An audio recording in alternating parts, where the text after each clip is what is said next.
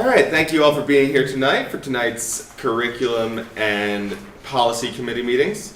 We're going to start off with public comment. We have one public comment from Lee Rush. According to policy 903, public comment, which is limited to 3 minutes, should be directed to the presiding officer rather than individual board members, district employees, or members of the public. For confidentiality and privacy rights, specific comments regarding particular individuals must be communicated privately to the school board and superintendent via email at psdschoolboard@pennridge.org. Mr. Rush.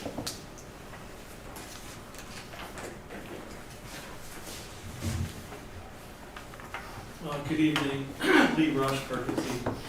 First thing I want to say, I haven't said this, so I want to make sure I mention it tonight. Ron Wurs, I want to thank you for your president's report every month. It's really refreshing just to get a glimpse of what you're thinking and what's happening in your view every 30 days. I really appreciate the update, and thank you so much for that. And also to you, Angelo, for the opening of the superintendent's report. You have highlighted the bus driver that wrote a book. I mean, things that very few people, even those of us that pay pretty close attention, would have never known in the public. So thank you for those opening positive comments. I really appreciate them. I wanted to talk a little bit about, guess what? Policy 903, my favorite policy, because I think at the heart of it, it strikes, I don't know, you remember Norman Rockwell's paintings, The Four Freedoms? I don't know if anybody knows The Four Freedoms. Anyway, we get this wonderful painting of a person standing up in a public meeting, and it has to do with free speech. So it's amazing to me, for years, schools all over America kind of got away with restraining some speech. It was probably free and constitutional to say, oh no, you must direct it to the chair. And I can't direct it to a chair of a policy committee or a staff person or a superintendent or even a teacher that may be sitting here on the board as maybe a student. So there's a lot of improvement in this policy. I think I have the current version. It's changed fairly often in the last couple of months. So it looks like you're changing the policy to allow public comment before a meeting, whether it's on the agenda or not. Board meeting. Sorry? I think that's changed.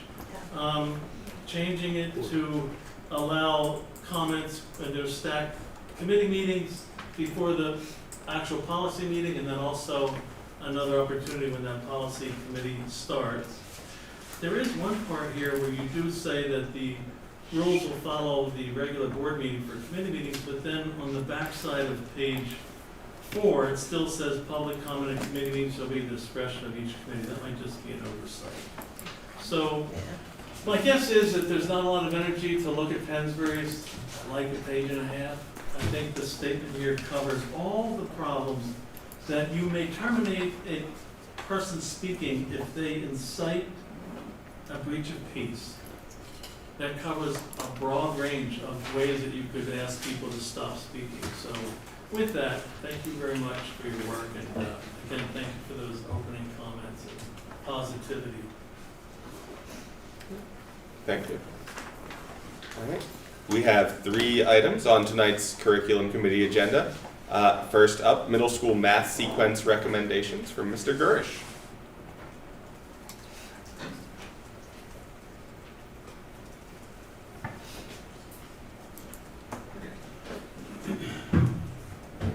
Good evening, everyone. This is my first time addressing you. I was hoping maybe it would be for an award to a math student, but I've been thrown into the deep end, and we'll go right after the good stuff. So when I began here in April, I was tasked with one of the things was looking at our middle school math program, which is very understandable, as that's such a formative time in our students' lives where they develop, an emotional connection to math. And learn and build key concepts that are going to get them through the rest of their time here. So I went out and I spoke with the middle school teachers a whole bunch and the principals as well to get their feedback on what they thought were their biggest concerns. Brought that back to our team, talked that through a little bit more. Went to talk to the high school teachers. I guess I should have been surprised, but I was a little surprised at how in line, and they were right on page with everything else that was being said at the middle school. Sometimes there's a divide between middle school and high school teachers, but they were very in line with what they had to say. So I went through and here's just a rationale of some things that I want to talk about that I heard as common themes. The first was in differentiation in the 6th grade. So by the time they get to 6th grade, students are in their 6th year of heterogeneous classes. So they're in Math 1, Math 2, Math 3, Math 4, Math 5, Math 6. And this is really a time of maturing both physically, emotionally, socially, academically. We're also throwing in curriculum that might be more abstract, a little more rigorous, and then the state tests back that up. This is also a time where we cut down on the number of minutes in a math class, moving from an elementary school model to a high school model. So in the middle school, there was a lot of heavy lifting in the area of differentiation. That's something that in my short time here, I've seen that there's emphasis placed on this. This is important. Teachers feel that they have training for that, but in that 6th grade class, the variation among students is very great there. So that was something that was concerning them. And that also led to the second bullet item about placing students appropriately. That goes a long way in how your students perform, making sure that they're in the right classes. So the way we have it, and we'll show that slide in a little bit, how in 6th grade they're all together, and then in 7th grade they go into 3 different levels.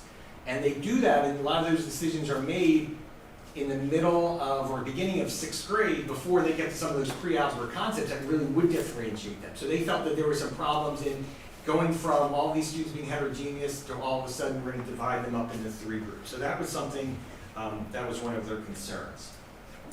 Establishing appropriate levels of rigor in all courses. So this is something I really want to stress because I do have a fear that in the quick summary version someone could give of my presentation, they may come away, or it might be said that we are either lowering the bar or we're taking rigor away, and that is absolutely not the case. I've done a lot of work and I've presented on Angela Duckworth and her written rigor. In no way would I ever support anything that wasn't adding rigor to our courses. So I just wanted to make that very clear.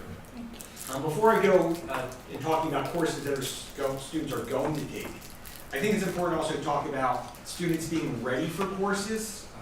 Up in our offices, we have lots of discussion about this. And I think it's really important, and I think we need to really understand the difference between being ready to be trained, to be able to problem solve things and show proficiency in a certain course, versus being developmentally ready to problem solve and to think independently and critically. So a lot of time we can get in discussion, and I assume there'll be some questions over the next few weeks about, well, this student is ready, they could do well, they've shown that they could pass that course. But I think it's really important that we get students in a place where they are developmentally ready, not just we say that they're ready because they were able to pass the test. And I know that is a bit of a gray area. Ensuring mastery of eligible content at all grade levels. And that means I don't want us to just be accelerating through our foundational skills. We want to make sure that in every course, what the state has said, they look at their standards, they pick out those prioritized standards, and then make sure that we're hitting those at all grade levels. In terms of making data-driven decisions, not only was I looking at test scores, but also kind of the pathways about where students were starting and where they were finishing. So I think that was really important to see how students progressed through their time at Pennridge. Just a couple of stats that I found and looked at over the last 5 years the number of students that were in 7th grade algebra. And at one point it was like 160. That number has gone down a bit, which I think is a very good thing. But then if we look at those more than 100 students in 7th grade algebra and then look years later to see where they end up, less than 20% of them are getting to our AP Calculus BC. And I don't think that's a bad thing. I don't think our BC Calc numbers are low. I think maybe 5% of our students really are going into professions and going to schools where having that second level of calculus in high school is important. So I don't see a problem there, but I think maybe the number of students going in to begin with is somewhat slanted. If 80% of our students that are put in this high level aren't staying at the high level, we really need to look at that. And if I also looked at the number of students that are entering our highest level, the students that we said are our most advanced students, and then it turns out that over the last 5 years, less than half of those students are actually scoring in the advanced level. So there's something to be said about, well, if we decide that we're putting students, and these are advanced students, I would think that they would want to be advanced. Another data point that jumped out at me is the number of students that I found that are in pre-calculus classes in their junior year who never showed proficiency in the algebra keystone test. So we're putting students into Algebra 1, they're not being proficient in there, yet they're still getting to a pre-calculus class in their junior year, and then many of them are taking math after that again. So that had to be questioning some of what's happening in our progressions. Can I ask a question here? Sure. How, could you explain how they get broken up, or is that later in the? Yeah, that's how. All right, and developing an appreciation for mathematics, I know that's kind of just a generic, it sounds like a math supervisor would throw that up on the slide. But I think it's important that to think back in my career when I started more than 32 years ago, and looking at the research in education and about interdisciplinary units and tying the subjects together, project-based learning, and how real-world application was so crucial to student success. But unfortunately, time becomes the enemy in those things. And a lot of times it's, well, we get here and we have to cover this, and we don't have time to do all these things that for 30 years we've been saying are this is what's going to make our students successful. But I don't think it has to be like this. Later this evening, I think maybe next, our science supervisor, who's just so, I'm a little newer than her, is going to be talking about the STEEL standards and how we're teaching science in the middle school, and talking about the TWIG resources that are being implemented in the middle school. And things like that are providing a great opportunity for us to start making those connections in the middle school. A new way of thinking about science, a new way to think about math, and make those interdisciplinary connections.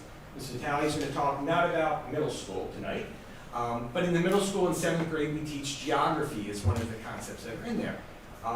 We've also had some discussions about ArcGIS. I'm not sure if anybody's familiar with that. Graphic Information System, that's ArcGIS is the standard platform. But they're the ability to make connections in the data science. Some topics that students haven't seen before, but that's where careers are, and you get them excited about. ArcGIS is something that allows you to create, manage, analyze, map, and share data. And that would get you into data science. I'm also a longtime instructor of computer science. And I know firsthand how my students, when I talk in computer science about integers and rational numbers, how now that connects to something they learned in math class, but that was just something that they memorized and they had to know the difference between them, but they didn't apply them. In computer science, you have to know those things. Simple things like you can import the math library and do math.square root, or you can know that you can take something to the half power. And then it's like a light bulb. Oh, I didn't know that. And they see the connections between that. So coding is something I'm very interested in, seeing how we can make the connections into our middle school math program there. When I came here, I was a little disappointed the number of students in our advanced programming class as well. Just not only the numbers, but the demographic breakdown of that. In a school of over 2,000 students, there's 3 girls taking advanced computer science programming. I think this is an opportunity in middle school in these formative years to make sure that they're seeing these things and they have those opportunities before their schedule fills up in high school and then they didn't have time to do that. Additionally, there are a wealth of other areas, probability statistics, building simulations, those are kind of broad topics.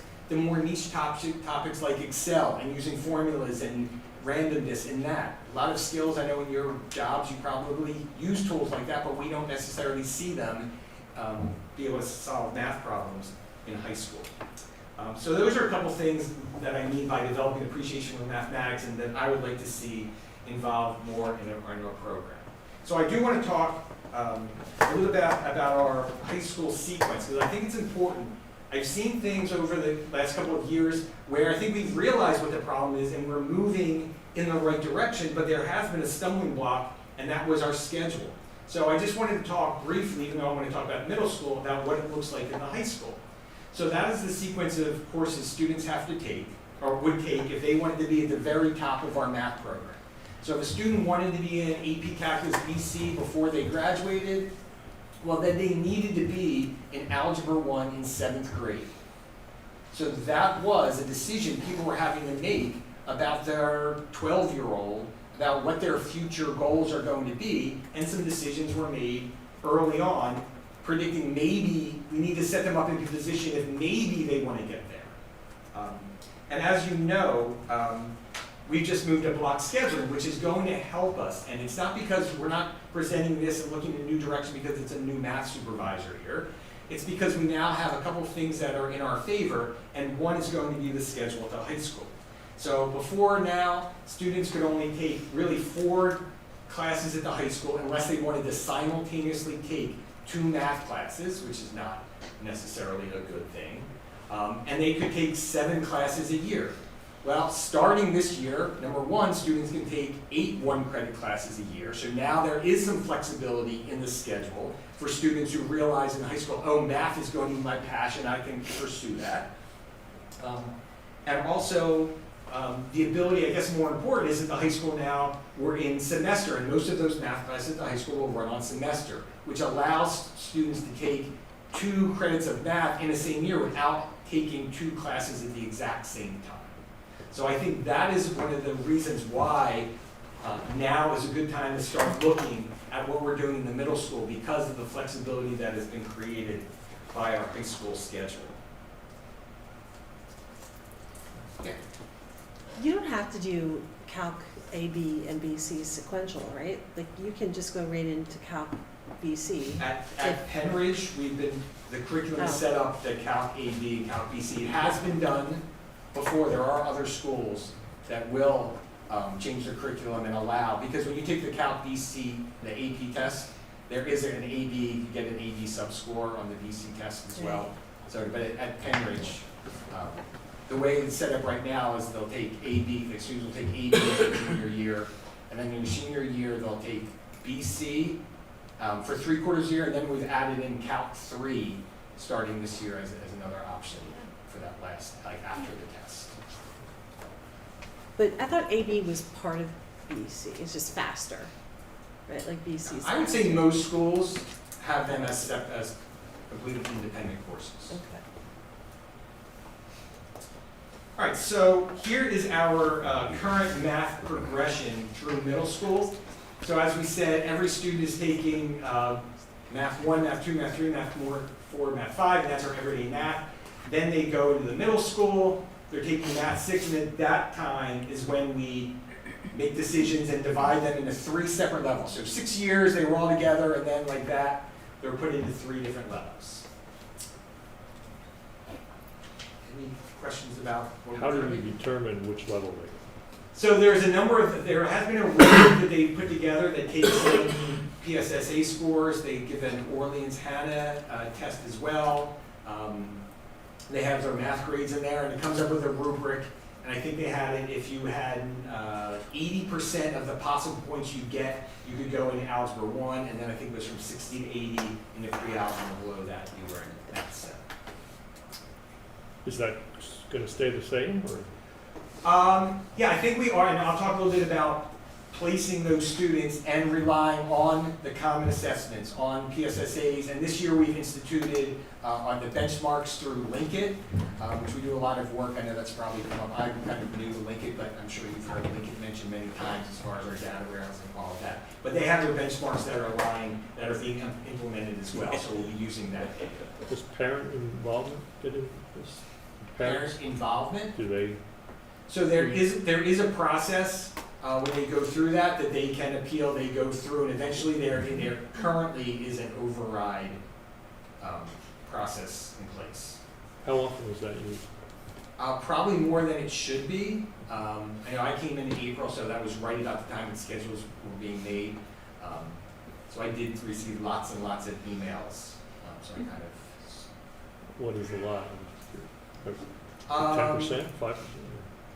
No, I would think maybe overall, maybe a dozen. No. Okay. So I have a question. So if you're in geometry in 8th grade, then wouldn't you then take Algebra 2 in 9th? And what if you're Yes. not, what if, So you're that'd be not the ready? top row. Algebra. So currently, but what if you're not ready for honors Algebra 2?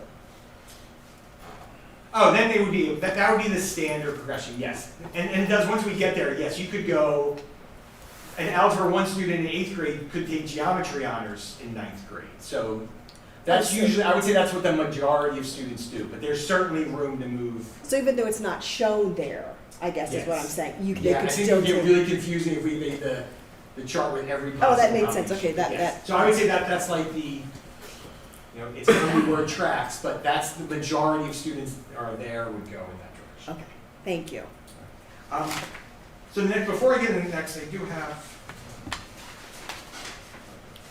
So, and I want Pennridge to go above and beyond. I want us to be progressive, provide a wealth of opportunities for and experiences for our students. I want to develop a program that other schools are going to emulate. But with that being said, I think it's important that we understand other districts around us and what they are doing and how they're putting their program together. So before I move on to the next slide and talk about our proposal and what we might like to see, this is just off of the Central Bucks School District Middle School Math website.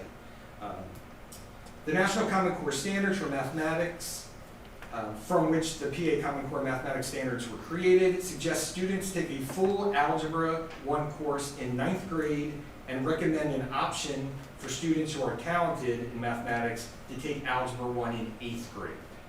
So that is coming from Central Bucks, and that's what I'm used to in the past as well. There are many schools that allow students that are double above grade level to accelerate, but that is the standard, and that's from the state. So here's a look at the proposal. First thing, notice that in our second column there in 6th grade, that's where we've now differentiated, and we'll have to go into 5th grade, and that'll be new to 5th grade teachers. In the past, for all those years, 5th grade teachers just move the kids on to 6th grade. So we'll be looking at instituting Likert benchmarks there as well to see where our students are. And I think we could say between Math 6 Accelerated and Math 6. Math 6 Accelerated for students have shown they're advanced or proficient.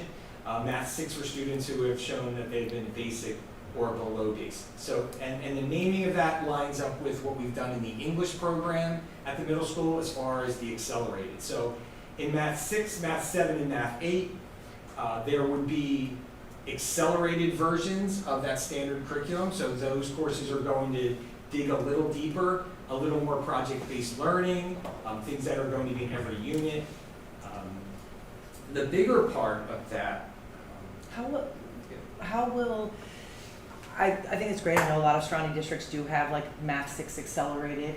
How will that be staffed, since that's not something that we've had before? And that might, I don't know, but will we have to bring somebody on to teach, since it's a new section for 6th, 7th, and 8th?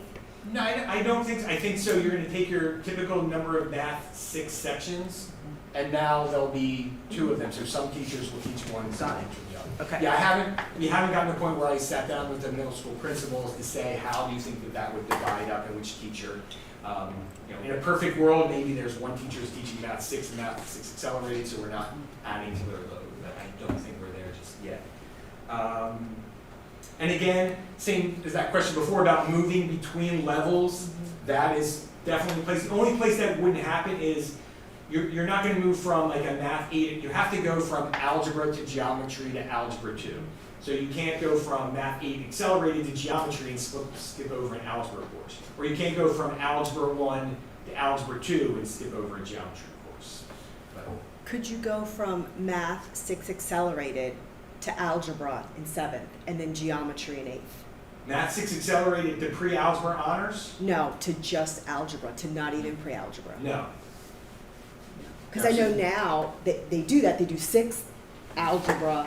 Right. So Geometry. that's the big talking point. That's Yeah. the big. This is the like aha moment. This is where everybody should start. Like, okay, we have to question. This is what is going to have the most questions about it. So biggest change would be we would not offer Algebra 1 as a standard 7th grade program. And therefore then geometry would not be taught in 8th grade in the middle school at all. So this, as I alluded before, this pre-algebra course, and this is where we talk about all the things that we know are right in math, and to get students connected to the real world, and connected to their other disciplines, and project-based learning, all of those things. And we never do because we don't have the time. This is our opportunity to build a rigorous course that's going to do all of those things. So if it were for block scheduling, originally we did algebra so they could get to the high level. Right, so Now the reason I you're- bring now block you're- scheduling, So we were pushing it in earlier than we wanted to, and now you're saying move it back. so, and I can go ahead to the next slide, we can go back.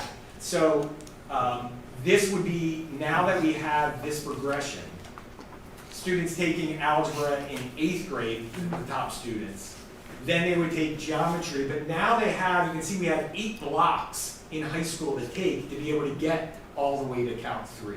Where in the past, we wouldn't be able to do that. If a student, if we held this fantastic student and said you have to take algebra in 8th grade, then they would have to double up and be taking 2 math classes simultaneously to be able to get to their goals. With this schedule and the flexibility that that block gives us, a student can get all those foundational skills, see how it connects to the real world, see some other branches of math they might not have seen, see some coding, see those things. And then in high school, they decide, you know what, that's where I want to go. The schedule is going to allow that, where we didn't have before. So how does this, I'm assuming it does, but how does this help or work into the middle school math PSSAs? Because that's typically been a challenge for us, right? Right, so one of the things that's going to do, and I talked about like eligible content, because what would happen is you would have students in, let's say even in 7th grade, pushing into like pre-algebra and algebra courses, where there's a lot of content. Personally, I don't know if all of those students are ready. We talked about the number of students who are opting in or being overridden to get in there, moving through that, and it was almost decided that those students are fine with that eligible content and the PSSAs. And they were in there and they were just focused on taking algebra and the algebra keystone. So now this made sure that we can slow down, and then it was even worse in 8th grade, students were taking geometry, and that wasn't lining up in any way. You know, the algebra course at least might line up a little bit with the PSA, the geometry didn't. So I think that's where, when I talked about my rationale, eligible content was really important in these decisions, that this might be the best way to go. Mr. Gurish, is it, No, go ahead. is it safe to say, though, that 8th grade PSSA algebra, we're seeing challenges across the state with that particular assessment? Yes, absolutely. And I think in 6th grade, I think statewide, the 5th to 6th grade is a considerable. And this would address that, this progression. And I think, yeah, and especially that Math 6, as we go back, the Math 6 accelerated and Math 6 and the differentiation that's happening at that level, being able to reach all of those students, instead of trying to teach that lesson to that wide array of students. As good as you are differentiating, that was a heavy lift for those teachers. I appreciate the progression a lot, seeing it firsthand with my son, the accelerated math that's being offered, and then seeing that you have the pre-algebra, because you are getting exactly what you're saying, that foundation for the children. And then still, I guess with the block, it really does help that if they want to continue, they're able to go that full extent, and that you're giving them more of that learning foundation. So I really appreciate that. It's I great. didn't put in, I don't think I put one in. Yeah, so there's plenty of room. Then those two are both students taking algebra 1 in 9th grade. They can still get to calculus, right? And they mature, again, we mentioned that maturity in the middle school years, and a lot that's happening in the students' lives and trying to get that down. They go into algebra 1 in 9th grade, there's no reason, if they don't find passions in there, that they can proceed in their math program and take calculus in high school. Rather easily. So from a curriculum standpoint, I would say in math 6, 7, and 8, in all of those, I would say that slight adjustments in the pacing of that accelerated course and being able to add in project-based learning into every unit of those courses. So I would say that's minor. In the 7th grade, the significant adjustment would be on the project-based learning and throw on the probability, statistics, data science, computer science, all of those things. And then in 8th grade, again, I said that, but in high school, we would add an Algebra 1 honors course as well. There's not an Algebra 1 honors in the program of studies. I don't know if that would be a full course or many sections of that. That would be more for your late bloomers, I would think. That in Math 8 Accelerator, like really, like this is a path that I went and found, and we're opening the door for them to be able to do that. I like what you said, earlier before going over how you said, you want us to be like a progressive as we go through the math and like a program for like surrounding districts to emulate. I totally agree with that. Since looking at it too, and maybe it's built in within units, but has there been any appetite or discussion on with incorporating like conceptual math skills like taxes, investing, you know, a lot of talk, at least out there now, I know sometimes like different loopholes of like how you can employ your family in an LLC and you can invest certain ways that I'm like, man, I wish I knew some of these things that would be helpful to, you know, just some of those, like maybe then you can do your taxes in a better way, you don't have to pay for them to be done, like, Right. I don't know if there's an appetite for that. From the high school standpoint, I mean, there was a big push before I got here on personal finance class being something that, but I do think in the middle school math, and again, I know we're still hashing out exactly what the units would look like, and certainly wanted your support on that, and I definitely think we have to be careful. I mean, the personal finance class is best when those students have a job and they have car insurance, all of a sudden they start paying attention.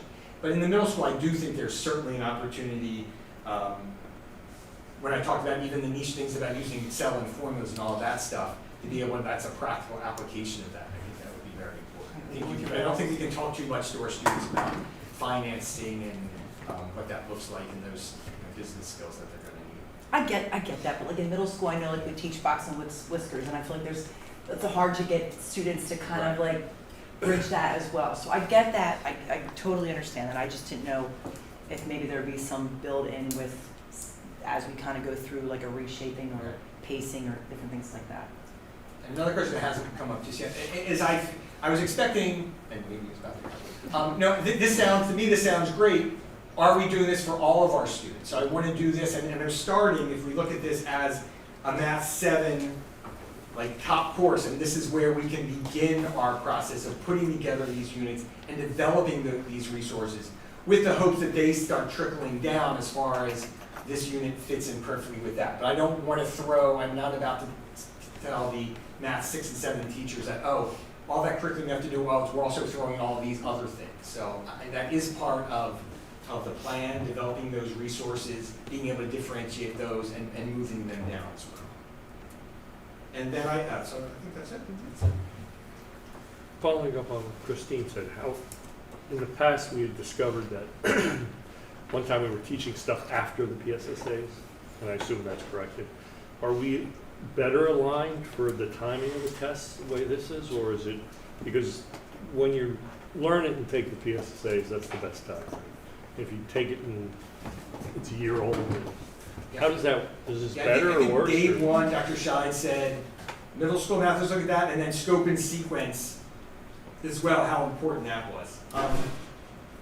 I do think that having the Math 6 and Math 6 Accelerated, differentiating those where it's similar curriculum, but we're just differentiating and having different classes, I think that will help in our pacing, especially for the students in the accelerated class they hadn't gotten to before.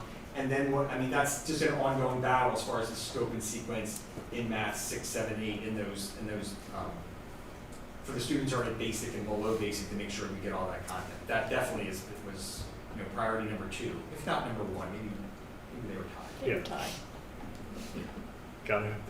Gotta have to go through it before they get to the test. Is there anything you could speak to on methodology, teaching methodology? Like you said, Common Core. I'm not a Common Core expert, but we hear things about it and it's complicated or it's not the parents' math. Anything you can speak to on that? Do we teach the kids multiple ways to get to an answer, or? Oh, I think, and we talk a lot. If we go back to Habits of Mind, jumps into my head right away about these things that we're developing, and that's something that's been here a number of years, the Habits of Mind, and having ways to clarity and precision, or just being able to organize all of your thoughts and then put things in a logical way, and thinking differently about things. I think, again, when we look at the best way to have students be able to look at things in different ways is give them real world problems that there are different solutions to. When you stick to I'm going to teach this unit, I'm teaching it this way, where there's one way to use it, and I think the example of box and whisker plots, again, like we're doing box and whisker plots, regardless if that's the best way to do it, we're just going to learn that. But when you have real world, what is the best way to present this data? Then you start having students do different things and figure out which is the best for them. And then I think that's when you start getting that dialogue and that discourse that you're talking about, doing things different ways. All right. Thank you very much. Thank you very much. Thank you. Oh, sorry, so this is for next year, right? We're Is there anything proposing on for implementation. that we need to approve? I don't think the sequence Okay. gets approved. Yeah, I We'll, didn't we'll think bring so. the curriculum, Yeah, we'll with bring the all curriculum, curricular usually changes studies. to the committee. Sounds like a great start.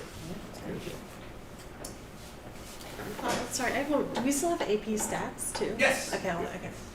Yeah, I did not include that in the progression only because that they don't build. Yeah. You know, you think of like It's my favorite. Algebra 2, pre-calculus, calculus, Yeah, and look at thank that in computer science, this kind of stuff. Thank you.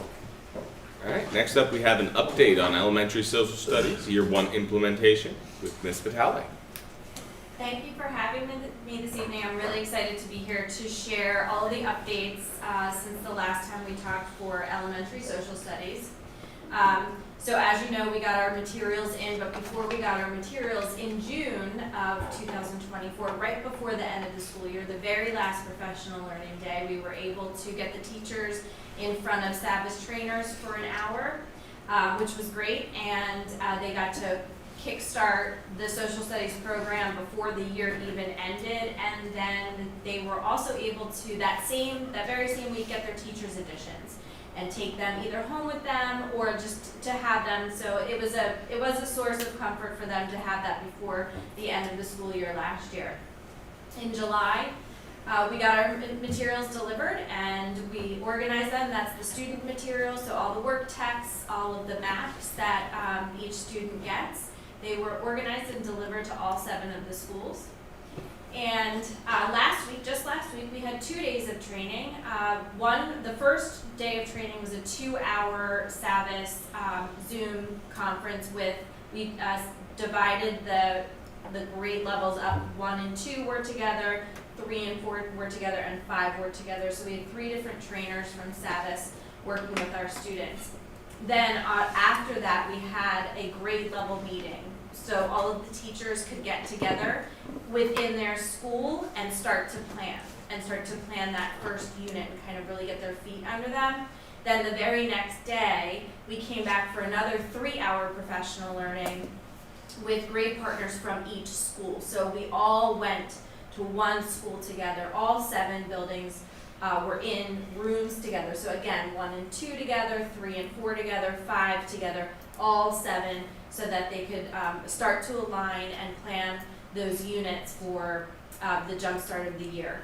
And the rest of the year kind of looks like this. We have something planned for every month, with the exception of 1 month, and we have another 3-hour professional learning in November, which is another meeting with Sabbath. So they give us another 90-minute professional learning with them, and that too will be on Zoom.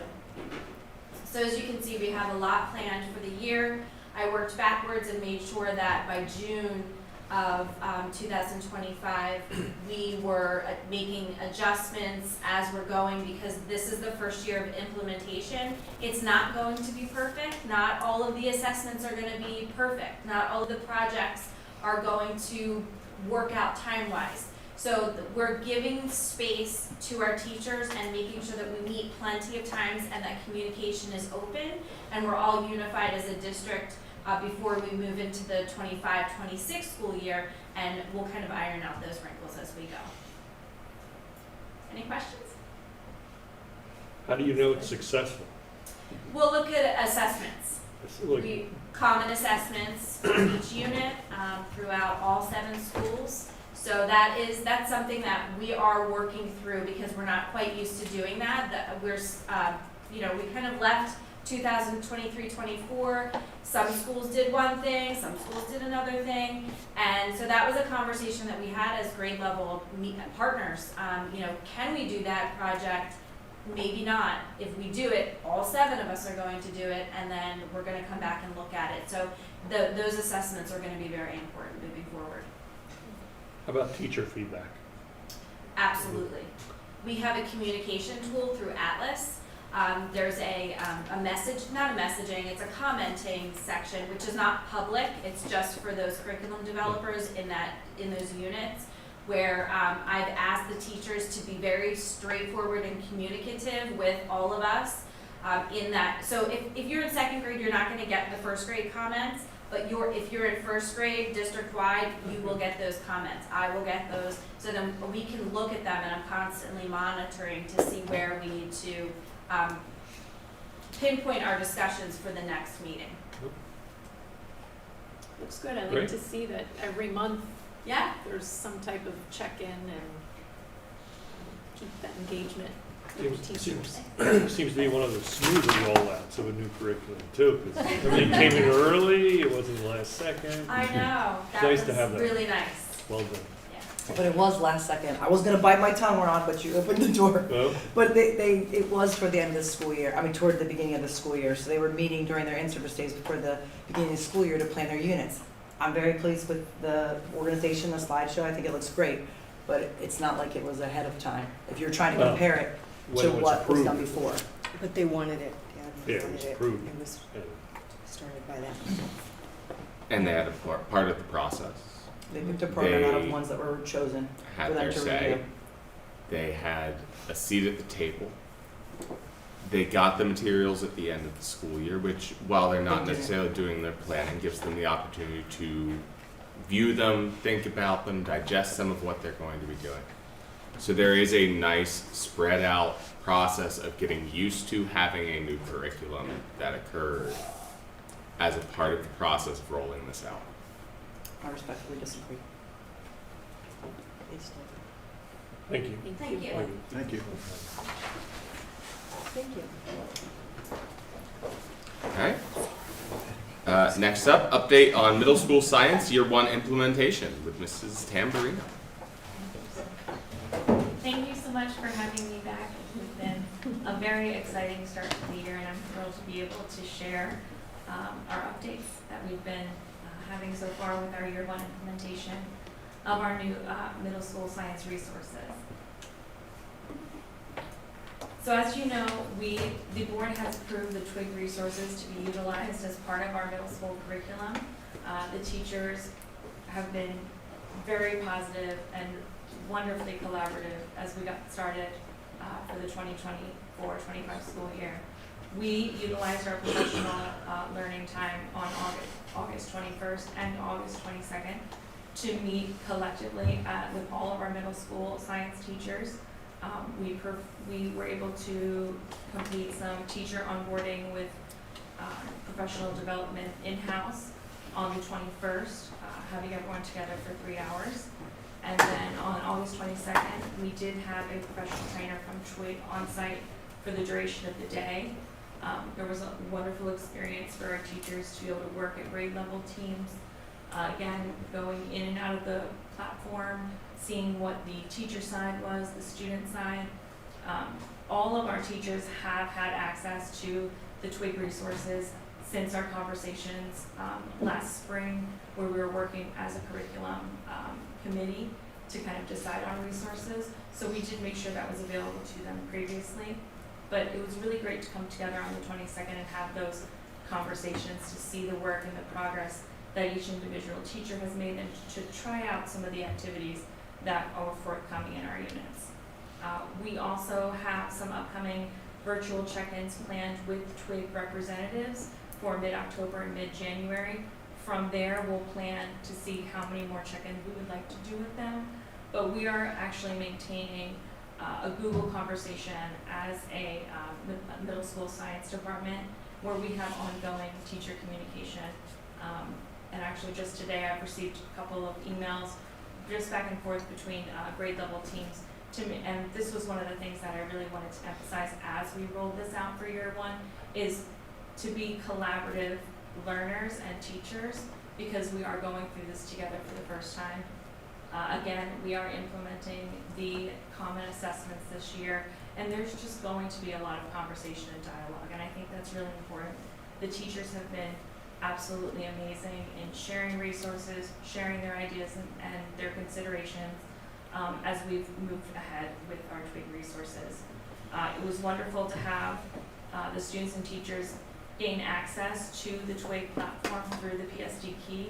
That made it a very seamless transition for them to kind of get on there. And we've had a lot of support from both teachers and our instructional coaches in terms of allowing students to kind of gain access to that. So a lot of time is being spent and prioritized these first couple of weeks to make sure that students and teachers feel comfortable with the flow of the Twig resources in the classroom. And so that's where our emphasis has been, and that's where my emphasis as a science supervisor has been, to make sure that they have what they need to be successful at this time, and that we are all utilizing these resources to the best of our ability. Over the summer, we did a lot of work to make sure that Atlas was updated for teachers to show the flow of the content within our curriculum while utilizing the new resources. So the science curriculum for middle school science courses has been updated to reflect the use of these Twig resources. The Pennsylvania Science, Technology, and Engineering, Environmental Literacy, and Sustainability standards are embedded within this curriculum, and this is in line with our expectation that these will be the source for the 2025-2026 science PSSAs. And I just want to show.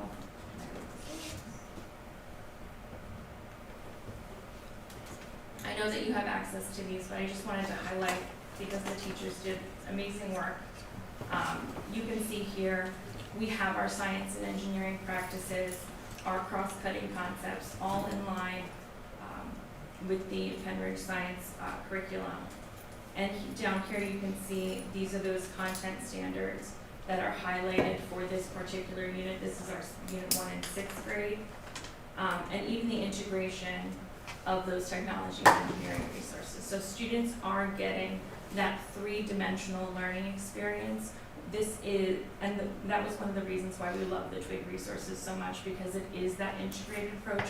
It provides those real-world phenomenon experiences that we really wanted our students to have, and it curates that problem-solving and critical thinking discourse within What the is curriculum. three-dimensional? What is it?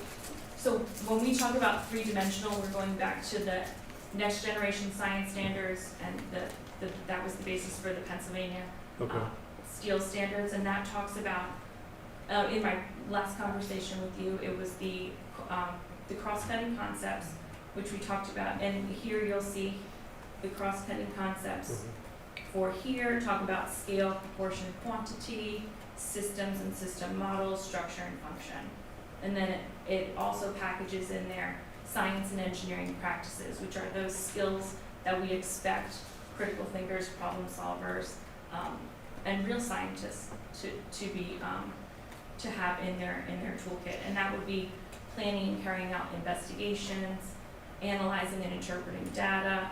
So all of this being integrated while students are learning the third aspect, which is those disciplinary core ideas, or what we also refer to as content-specific standards. And so here you can see in this first unit, students are looking a lot at human body systems and how they interact with one another, how a problem in one system might lead to other issues within the human body. And then this kind of rolls into the second facet of this unit, which is that engineering aspect. So they're identified the phenomenon that they have is providing a solution for someone who might have a disability and need a prosthetic. And so students are able to problem solve, design, and develop that within the classroom. So again, you know, as Mr. Garish mentioned before, just really creating that real world experience, exposing students to careers and possibilities and other pathways to kind of continue to pursue science in the future.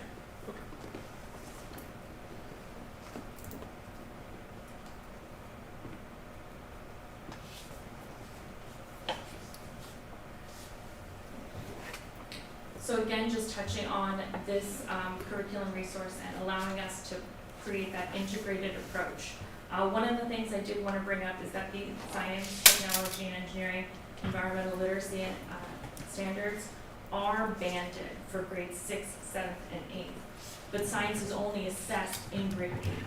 So we want these to be memorable experiences for students to formulate those lifelong understandings to then be able to be assessed at the conclusion of their middle school career. So you will see in our curriculum, as it has been, there is a combination of life science, physical science, earth science.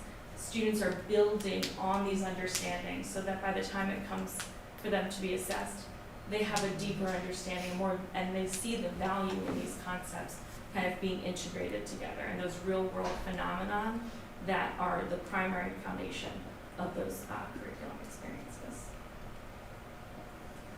And then finally, I just wanted to let you guys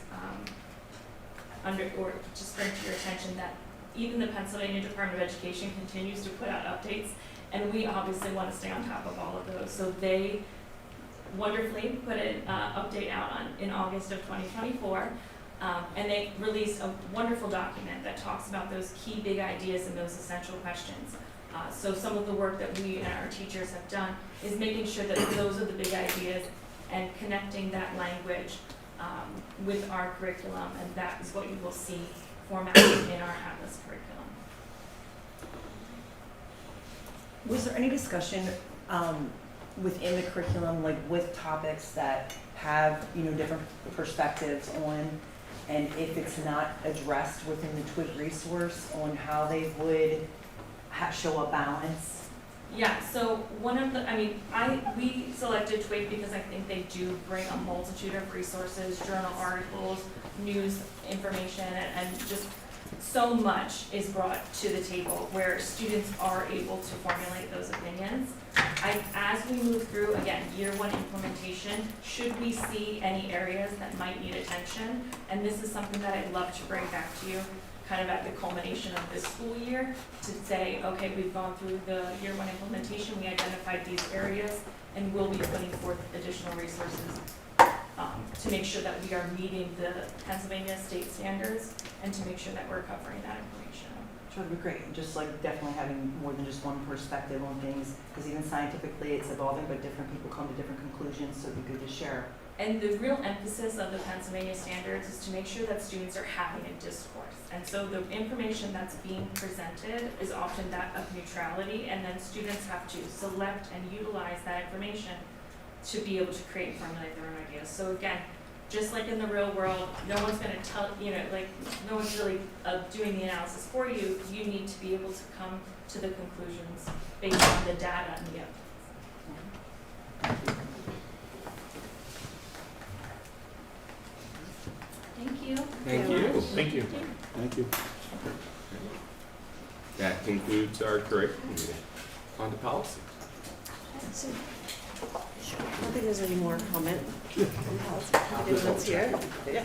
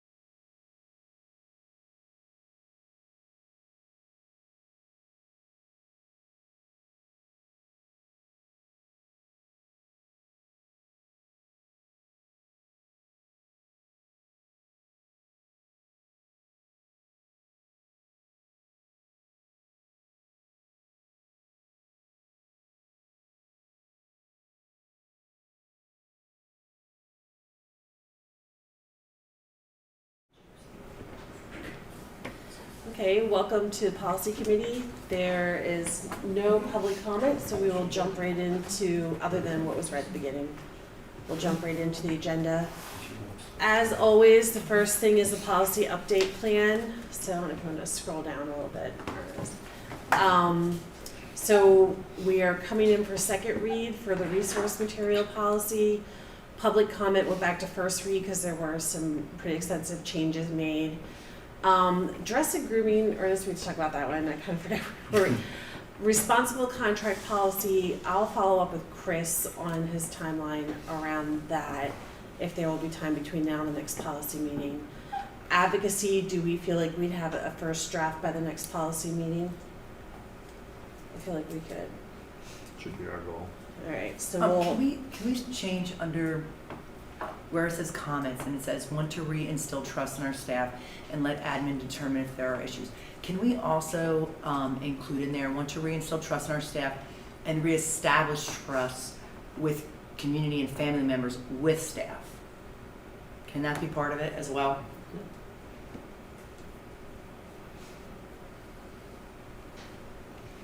And I have a question, and I think you answered this before, Leah, but I don't remember. So, board initiated, would that be a single board member? Is there like consensus to bring it back up to Yeah. policy? So you missed this at the last meeting. So we're opening this up to be discussed at policy committee, that anyone can propose what they'd like on here when it comes to the board initiated But ones. then what happens, like when you said, you know, Ernst, will we be able to have a first draft? How do we determine that then time would be taken from him to then do the first draft? Is that just one board member as well? No, we're all here talking about it. I thought we said Yeah. But consensus. I thought you just said like, will that be ready for the next meeting? So it looks like it was already determined that that would be. No. No, we didn't. I just discuss asked it, I kind of looked down this way because it's like leadership and all of them. Ooh, well, But I think there is interest. no, there's definitely interest in it. And so I was just getting agreement if this is the one, if we feel like we'd have time to get the first draft ready by the next meeting. And Ernest is the one who goes in and actually has to update the document, so. Right, so I just didn't know, like, it just seemed like that was the direction that was headed before discussion. So I didn't know if that's, is it just one person saying, hey, will you have this ready by the next meeting? Is that how, or you're gonna wait for consensus tonight if that's how we're moving forward? I'm not really sure what you're asking, so. So it made it sound This like, came up, you guys missed it, it came up in the last meeting, this was proposed to be a policy that we want to address soon. So. and there was consensus. Yes, Okay, so. that's all I wanted to know. I didn't know if there was specific consensus of 5 consensus to move forward with that. Well, we don't vote in committee meetings. Right, but you still would need a consensus from majority to, That's correct. or that's what I'm asking. I'm asking how has it, is that how it came to be? Right. Because I've been in many meetings where people say, oh, there's a consensus, and then sometimes I'm confused. I'm like, wait, I don't remember, was there a consensus or was it just a couple board members? So, Well, I was never said that it would be consensus around this. It's just allowing people to bring up policies that they'd like to see us either develop or change or discuss. sure. So this is the I think list. So that's the even if we look at the confusion, is Ron just said there responsible would be. contractor policy, like Chris brought that one up. Mhm. I don't know if it was necessarily consensus, but it was like, oh yeah, we think that's worthwhile to look at, get a draft, and we'll bring it to the meeting. And it's not that we voted on it and said, we all agree that this is a worthwhile policy. It's more that no one really made like a objection and said, don't even waste your time because this isn't helpful. So we don't vote on them, Right, but we say, we'd like to talk about advocacy next. right. Anyone I just wouldn't want disagree? administration to like, if it's one person and then like, even if there's not an objection, but then we don't want to go through a whole draft, like that's a lot of time to put into something. So I agree. just, you know. But Yeah, I'm it is- confused I also agree, because it Ron should- just said, you just said there would be consensus. I believe there is. And you're saying that not necessarily, so that's what I'm trying to get clarity on. So we don't vote in committee meetings. Right, Right, and you so- don't take get What did you say, consensus. Brad? What's the You can proper say if you. I always like the term sense of the meeting. sense of the meeting? There you go. So the sense of the meeting from everybody was there. There was no one opposed. People thought it's definitely worth exploring once we see the policy. Then we start the real conversation, and that's where you start to really get seriously into consensus around, do we wish to continue to move this forward, or does this need to be sent back to the drawing board, or do we need to abandon it? And then I also look for input from the administration. If they think it's okay the way it is, then, you know, that obviously has some weight on it too. But I think we have consensus to take a look at advocacy and, you know, to see what they come up with. And then we'll go from there. Whether we pass it or not, that's up to us. Yeah, so what would be, so besides Ernest drafting the document, there would be a process that he would talk with cross-sectional teachers, or how are we gathering input Good question. to build Well, so this is what we can talk about here. If there's, change? and that's the purpose of it. If there's information you would like Ernest to have while we're developing this first draft, let us know. So I would, and maybe I'll have to email in the back end, I would love to include, it's gonna elude me of which policy it is. But, you know, like the advocacy policy is also like a piece of like accountability, you know, making sure that you're teaching the curriculum, you're doing all those things. And I can't remember the policy, I'll email you all on the back end, but I would like to look at sometimes when the things aren't followed through with, and let's say a staff member does do something that maybe is outside of the curriculum, and there's a policy that lists like, you know, maybe there's like a verbal conversation or verbal discussion, and then there might be a write-up, but it's not like listed like scaffolded. So I would love to just look at that policy maybe along with the advocacy, just to discuss with that. Not sure if I'm making sense, but it just doesn't seem very clear. It's kind of like the process. Can you share that? I will. Yes, I will. So So for I'll like get it's sure I find a the. policy for It's for staff. for And it's- employees, so and in it's section not- 300 If somewhere. there's Yeah. contradictory stuff, we should. So a policy versus a process, which is an AR. It's an AR.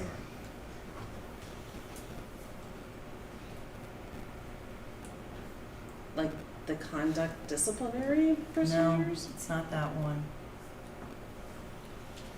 Well, that can be done outside of the meeting too, so we'll head back to So I'm sorry, I'm tired, and maybe we just answer this. Just. If something's gonna get added, let's say after advocacy, oh, go ahead, Ernest. No, Oh, you're waiting on the chef. There will be like, is there a consensus to look at such and such? So This like, policy? so I wanted to Is there bring an up, appetite to look at this policy? Yeah, it's whatever more we like, is call there it? an appetite to look at it? We Usually wouldn't call it we- a consensus, because again, we don't to see if we vote. want to, You okay. can- But- I mean, you can sense, Well, we've yeah. always taken I mean, consensus and maybe that's. Typically, we would go around the room and say, I think this might be a Right. good idea. That means you're voting on it. You Right. just go, it's good to Wouldn't hear move from forward with everybody. If nobody says anything, then you have to do it outside of it or somehow find consensus, or at least sense Or of an I consensus. mean, that, we've always called it consensus up Yeah. until now. which Yeah, is- and sometimes we're wrong, sometimes we're right about whether there is consensus. That's how policy was being run before. There was a consensus on if you were going to. Well, anything in Policy. committee, like you can't vote, but you say, is there a consensus Is there to, a reason, if you there's know? a contract, is there a reason, you know, people object? Right, but like when this policy came out the first time, consensus was agreed to on the board that this policy should be come through on first Last draft. time it came up, yes, it was. Wasn't unanimous, but it was consensus. So I would want to add surveys, Okay. Add what? surveys. Surveys. Okay.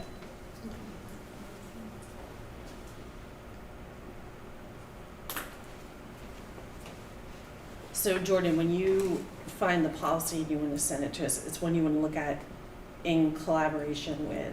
And not that we have to combine them or whatever we Yeah. decide, I just wanted, it's something I remember looking at previous years and I it know just what wasn't you're talking specific. about. I Even can't as like a remember staff either. member, I feel like it's not specific to know like, I don't know. We can So I certainly just add wanted to it. look at, I felt like it would go,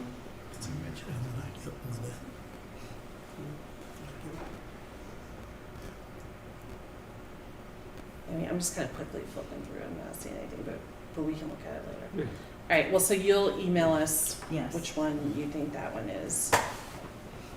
And we'll come back to committee and see if there's a consensus to look at that one also. Sure. If that's what. Yeah. I don't understand how rules are built. Just kind of leave it that way. Well, there are no rules on it, just how we've done things, and it can be changed too. Nothing's, All right, so we're going to, is there consensus to add surveys? Like, we I don't would even think- have the whole I board do yet. think we need to look at it. So it's just a majority of people sitting here. If we have 5 people who are interested in it, that is a good amount by me. I agree we should look at it. I mean, it's, my primary opposition to it is it's opt-in instead of opt-out. And if you check to any statistician, they will tell you that makes the survey pretty much useless. You just don't get the participation rate. So my only beef with that, I think, is the opt-in versus opt-out. Okay. Christine, are you okay with surveys? I'm open to hearing what the feedback is from teachers, administrators. So I'm open from that perspective. All right. I want to look at it. Certainly open to looking at Carolyn suggested it. I'd like to know if administration has an issue with how we're doing it now.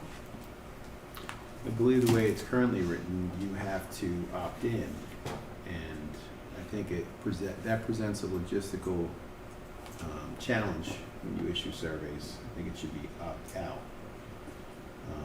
Just like any assembly program, parent or guardian can opt their child out. I think it's worthwhile in exploration.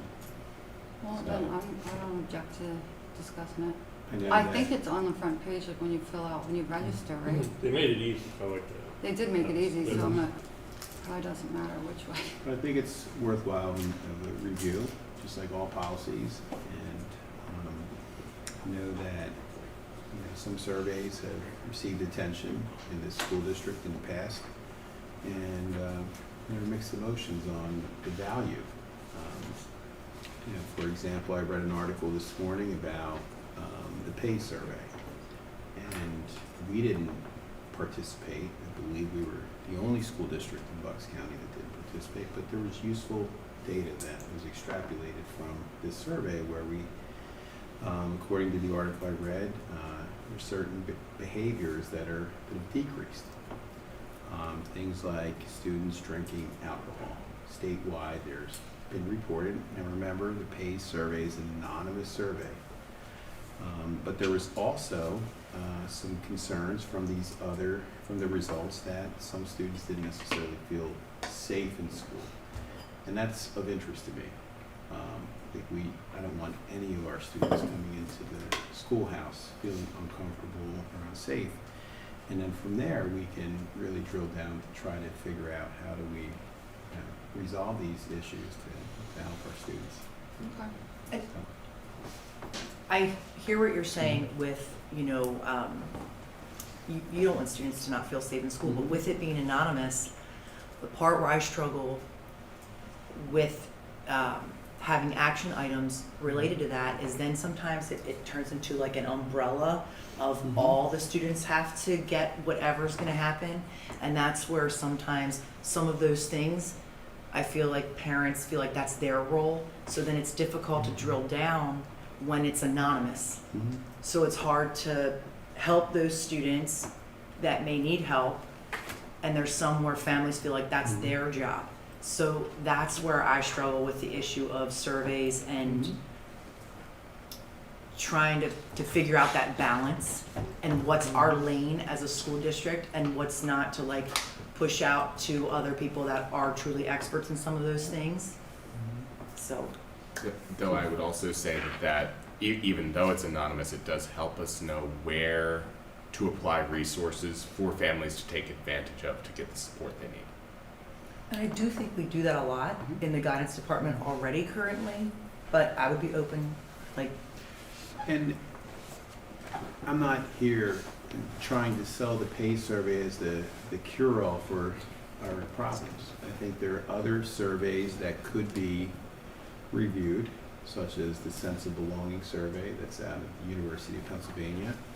We could create a survey in-house with our student services department, our counselors, that could be more targeted. So when you're talking about if you have this umbrella survey and students don't feel safe, as the results I read today from other school districts, maybe we could have a more targeted approach and do this in the spirit of transparency, where we have the school board sees a sample of the survey, and parents would certainly publicize this information in advance. I think we could, but sometimes I believe if a student, I don't feel comfortable always that a student's identifying him or herself as well, just to, so it's definitely, the surveys, we can get useful information where we can create some action steps to help our kids. I do think, I mean, I shared some feedback on surveys that could still be anonymous, but you're surveying a very defined body. So, we've talked for years about early start times and changing that, and it's difficult with investment in buses, but this year we have block scheduling and we have students, that can start later in their first period. So to me, that would be a logical survey to go to those families and ask how that's working for their students. Mm-hmm. Is it helping them get through the day better? Are they more awake, for their first class of the day? And just to get more targeted feedback. I agree. Yeah, I think like asking parents for information is one thing for helpful, but I do think surveys like the PACE surveys are purposely set up to work with students and young adults. There's a lot of science behind how to ask those questions, even when they're anonymous. Some students might say, well, I'm not, but my friend is, and so they add, and there's purposeful overlay in those things to find, just going through different patterns. It's probably like a 7-page paper that just explains how they set it up and all the research they did to set this survey up. So there's a lot that needs to go into it to make them useful questions, to make it more open for students to answer them, and to make it interpretable data. And so PACE has definitely done the work and has years of data to show that. Aside from start times, we are responsible for the whole student, like their emotional well-being, all of that. And it's a nice measure where kids, again, might not say that they're doing it. They might not be comfortable coming forward and saying, like, there's a lot of parties, there's a lot of this, but they might answer a survey There are a along lot of those things, questions. like And those Safe to are, Say is here as well, so people can anonymously put in there. And I know you're talking about a lot of the data, but there's also questions in there like, I don't feel comfortable, I feel like it pins my child against me as the parent to answer some of these questions that maybe some of these things wouldn't be in their mind, and then they answer. Just like sometimes when I go to the doctor's office, they will ask my child 3 or 4 times if they're worried, depressed, and then it's like, let me think about something that I am, even though I said no the first 2 times. Mhm. So again, that's where I think a lot of the resistance comes from. I know you're saying there's a lot of data to back it up, but there could also be some hurt with the survey as well. So that's why I think I'd be I love the interested idea of in being that data targeted. then, because I'd be curious, a student who started doing something because they heard it in a survey. Like, I'd love to see that data. And Yeah, I maybe would it's not not up agree with using Safe to Say as our avenue to address unsafe circumstances. I'm not sure if all of our parents or students, we have the training for our students on how to use Safe to Say, but I think, and the beauty of this is, if you don't want your child to participate, you just opt out. If you have How is- philosophical differences, to how questions are being asked, you just, Well, there actually is a way we can look at it. I mean, we can look at schools that are doing the PACE survey and see if there's an increase in bad behavior. That right there would answer your question. No, because that's only one target area, so you can't just say that it's because of the PACE survey that there's, increased bad behavior. There's a multitude, you can't just say that it's because of that. But you just did. You just said. What do you mean? You just said children can look at that survey and give them ideas to do bad behavior. No, I said they might answer a certain way if they feel like they're being questioned, but not to do bad behavior. But they might, I didn't say they would do bad behavior from doing the survey. They might answer a different way that maybe they never thought about, but then they answer it. It's because it's right in front of them to answer. I'm not sure what you mean then. There's like repetitive questions asking the same thing, like. Well, you're supposed, that's the point of the survey though. You ask it in different ways. Yeah, but To the pull brains the aren't sample also out. fully developed either.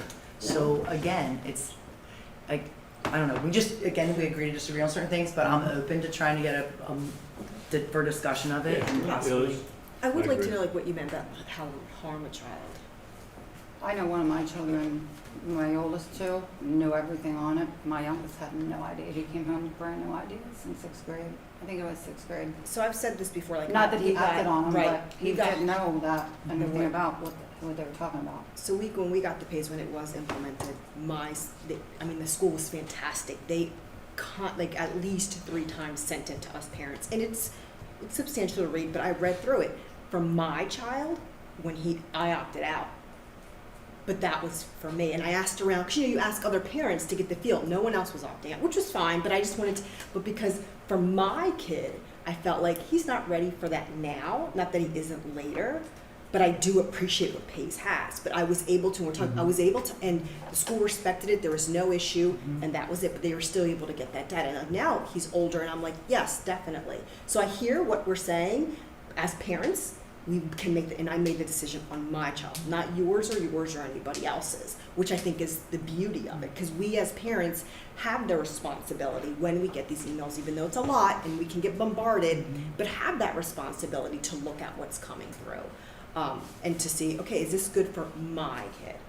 But overall, I do think that it's very valuable to have, and I don't know, if we were to have it again, my child would be ready for it. Do you know how, and we can talk about this if you don't know when we actually bring this up, so I did not opt into surveys. Does that go to a homeroom teacher? Does it go to every teacher of that student? Like, how do the people handing out surveys know, like, Christine can take it and Leah can't? I think that would go to administration. So it's typically facilitated by whomever the principal is of a building, and/or if a building has a particular grade level that's an assistant principal, then he would facilitate that directly to the teachers to understand these 3 kids are not able to participate in the survey, but everyone else is. So, and that's why the important component of what Angelo talked about is the idea of opt-in versus opt-out.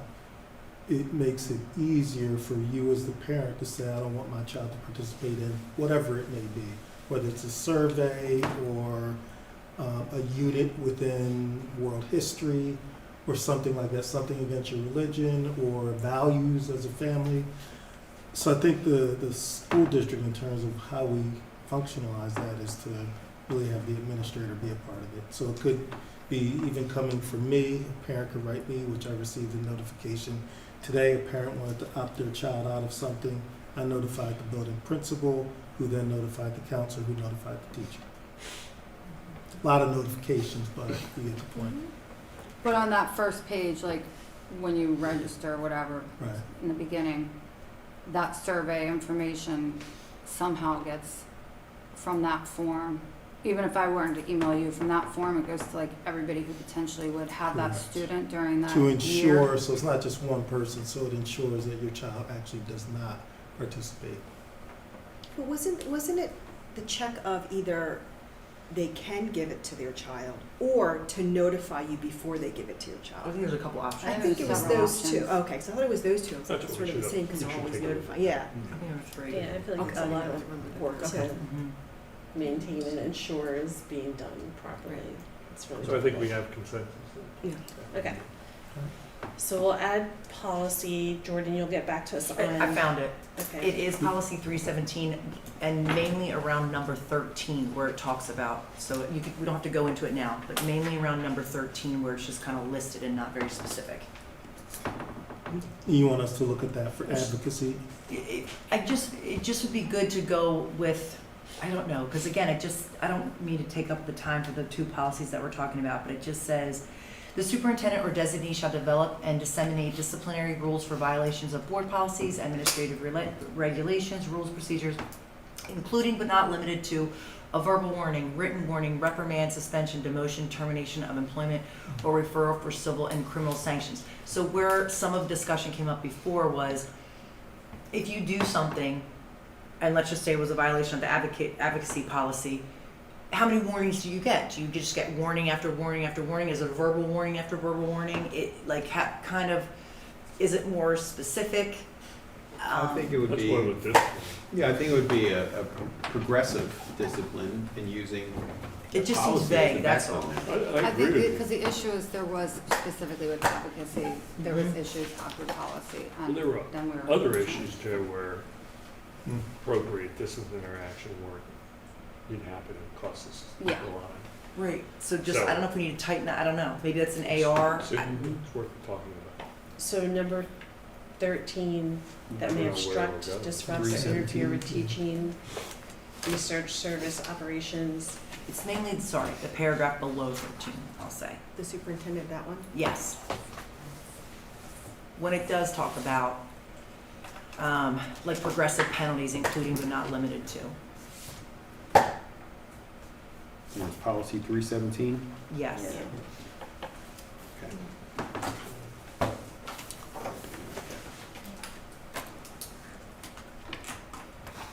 I'm totally missing the part progressive. If you look at number 13, Yeah. you see it. And then it's the second line, which says progressive penalty. Oh, okay, sorry. Above arrest Yeah. recognition. I am, so do we do a consensus if we want to look at this one too? I will say I have concerns around this because I do feel like we still have a lot of policies that are not very, very clear and still up to like some interpretation of when someone's violating them or not. So I would only be okay with this if we're making a commitment to really clean up wording in our policies. Yeah, which Or one? not. Like the surveys, like, yeah, like, Though Isn't I that put what it in order. everything on the update is about? Isn't that Right. what we're doing? well, That's we should policy. go through some others then too.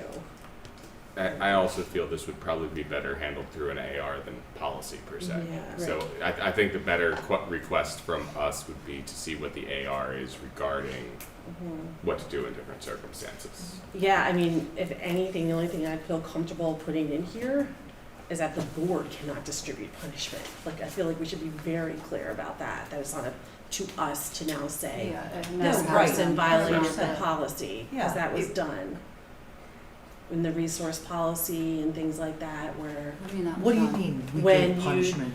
the board was pointing out that they felt like staff had violated the resource policy by approving certain books and letting them go through the, Well, But sure, it was if no I think process. staff's violating the policy, I'll still say that, but I'll go to Angelo and do it. The question is just, what does that look like? I mean, we've had, I would rather it just not come from the board at all, like. well, it's I'm a just- community resident. If a staff stop member that. is doing something violating a policy, yes, I'm going to contact somebody.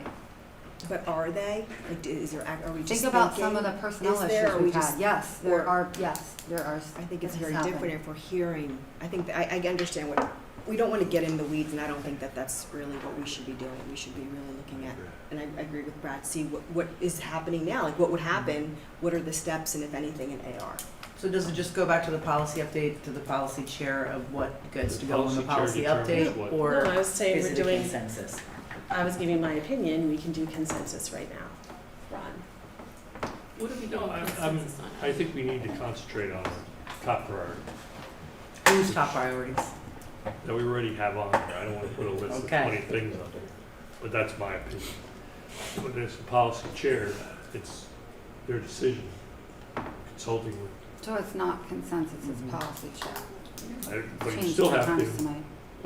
No, I think they should seek consensus. This is how we've always done it. Policy Okay. chair seeks consensus. If they believe they have it, they move forward. If they don't, then we stop.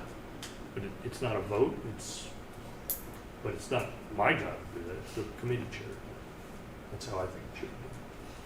So I guess the question then is, do you have an objection to looking I at think the AR? I think we're getting in the weeds too much right now, and I think we should concentrate on the top priorities, and if there's still interest in these other ones, then I think we should do it. I think advocacy comes first, and surveys is up there, and that's my opinion on the priority. I don't think anybody was saying add it to the top of the list. I think we were just saying. You I can thought put you were it, saying the it. policy plan can include 10 things if you want. It's totally up to you. It depends on what we want to work on first, because we can't do everything at once. So we can put it on the policy update plan. We just 317. prioritize. If everyone agrees this is a policy we want to review. I don't. Christine? I would look at it, I mean, it's from 2012, we have a new administration in place. Doesn't have to be the first thing we look at, but And Brad, I'm it's not against old. the AR. Yeah. I'm not against I it. like Brad's idea. Pull the AR and Yeah, send it maybe to that's the everybody right way and to take a do look it. at it before. Well, so I don't think there is an AR. I think so. There's not, so. There is. Okay, it's not as. I Then think we that don't have was to the vote. concern in the past. The policy's vague, there was no AR. So there was this really Gray area. So, gray So- area. so maybe as a path forward, we give Angelo time to develop an AR, Yeah, and then that once doesn't have to we be as right a away. board see it, then we decide whether or not this If needs they to be think- brought up and added to a policy If he update. thinks we need one. Right, I don't I'm wanna fine with push that, anything. and it doesn't have to be like right away, I'm So just just to be discussing. clear, we will take a look at policy 317 in 2012 and take a look at the AR or lack thereof and develop something. And everybody If you should. think it's necessary, Yeah, I think I it's wouldn't necessary. say that would be top priority, we have other things, so I Mhm. wouldn't say Exactly. Okay. that that's top priority, if that's what we But consensus what are the for. other things? I know you said surveys, Advo- sorry. Surveys, But Advocacy. that are already on here, but Advocacy's after on that, there. after that. We don't have I any. don't Okay. Good, like, we Contractor. don't add it. It could be added to the policy Right. update plan. Doesn't give a due date. So you guys are all in agreement that we want to discuss it? Adding an AR, or what, we want to just walk wanna through hear it from as them and a see if committee? they Right, think let's that it let's should- hear from Okay. administration at Yes. some point, and then we can make the decision of whether or not it needs to Okay. be added to the policy. Would that be That's what I fair? think. Okay, so we'll put in the comments like a meeting on feedback from administration. Yeah. Okay. A note, like, if other things come up and you guys are busy with stuff, I'm not gonna be like, where's our update? Yeah. I won't. I want that in writing. It's on its record. You just have it played on repeat, rewind. Okay. So we're adding surveys and policy 317. We're going to work on having first draft of advocacy by the next meeting, but obviously we'll find out if that can actually happen. By next policy meeting, right? Not. Yeah, yeah, Yeah. policy meeting. And then I'll have to follow up with Chris on responsible contractor policy, but I don't think we'll have time to do both, because we need more people involved in the responsible contract. Okay. All right. Next on the, I've already moved completely off of everything and looking at policies. Okay, policy 109, this is for second read, the resource policy. Ernest, did you want to go through this one? Yes. Okay. And so we're all clear, the first reading went smoothly. Second read, the only changes that were made were to the administrative procedure. So I'll review the administrative procedure momentarily. What you see on the screen is the actual policy. Again, to recap from the first reading, this is really the framework for the administrative procedure, and the administrative procedure is what guides the work. Ernest, can I ask which, Yes. these 3 attachments, I Right, thought they're all the old ones. Is the new one? the new one's Yeah. there, so I kept Where the is old the new ones. one? Yeah, I'll put it back up, just so you can see. Oh, you know what? Because it Yeah. says 2012 at the top still, or 2022. Mhm. On it. So, the top attachment to the left is an administrative procedure that was from the original. The second Oh, one, yeah. directly to its right, is from the first read, so that's what was Got it, reviewed. okay. And the last one, the third one, is what I'll present tonight. what That's called changes second read. were. Called second read, correct. Yeah, Correct. okay, got it. They're vertical. Before you go into the AR though, it does look like there was, from the first read to the second read, Yeah. under the review and weeding, under the first read, it's listed like A through I. You're talking administrative procedure. Is it? Yes. Oh, yeah, you're right. Yeah, so that's what I'm There's a doing. change. Sorry. It's good. So that's why I went right to review and weeding, because that is the first change that was, so instead of the A, B, C, D, whatever it was listed as, much of this material from review and weeding was work that was done with Dr. Scheid, myself, and the librarian. So it codifies the process. I think everyone asked for that when we did the first read. So you'll see some of these changes. I'll make it just slightly bigger. Is that in black then? Yep, so you see it in black right under review and reading, weeding. And it goes through the 7 different, and some of these are changes, again, based off of recommendations from librarians, dated material, physical condition, so on and so forth. Above and below population interest, are kids interested or are they not interested? So some common sense approaches to what would lead to review and weeding. So can I question on that part? Absolutely. So in the first read, in that same section, it had a more age-appropriate alternative. Could we still stick with that and make that number 8? I liked that it was on there in the first read. I don't know what maybe the reason why it was taken off. I know it's in a different part for, I think, criteria, but I Yes. still would feel comfortable if that was number 8 or however you want to list it in the review and weeding. Well, I think it, and we can look at that, but I think when you look at what selected library resources will be, it addresses that. Right. But we can certainly No, add just in it case to, it's, if you want it multiple times, because that's for the criteria of it coming in, but I know we still have some, like maybe to go through all of I it. feel like we have a lot to go I know. It could be number 4, with the coverage of content by other material would be the replacement.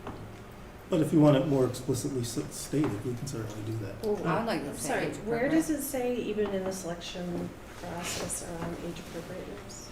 It does, on the, Number, So I'm going down to that section number now 3, where I you see see the it. old language. exactly. So it's right there. Actually states it very well.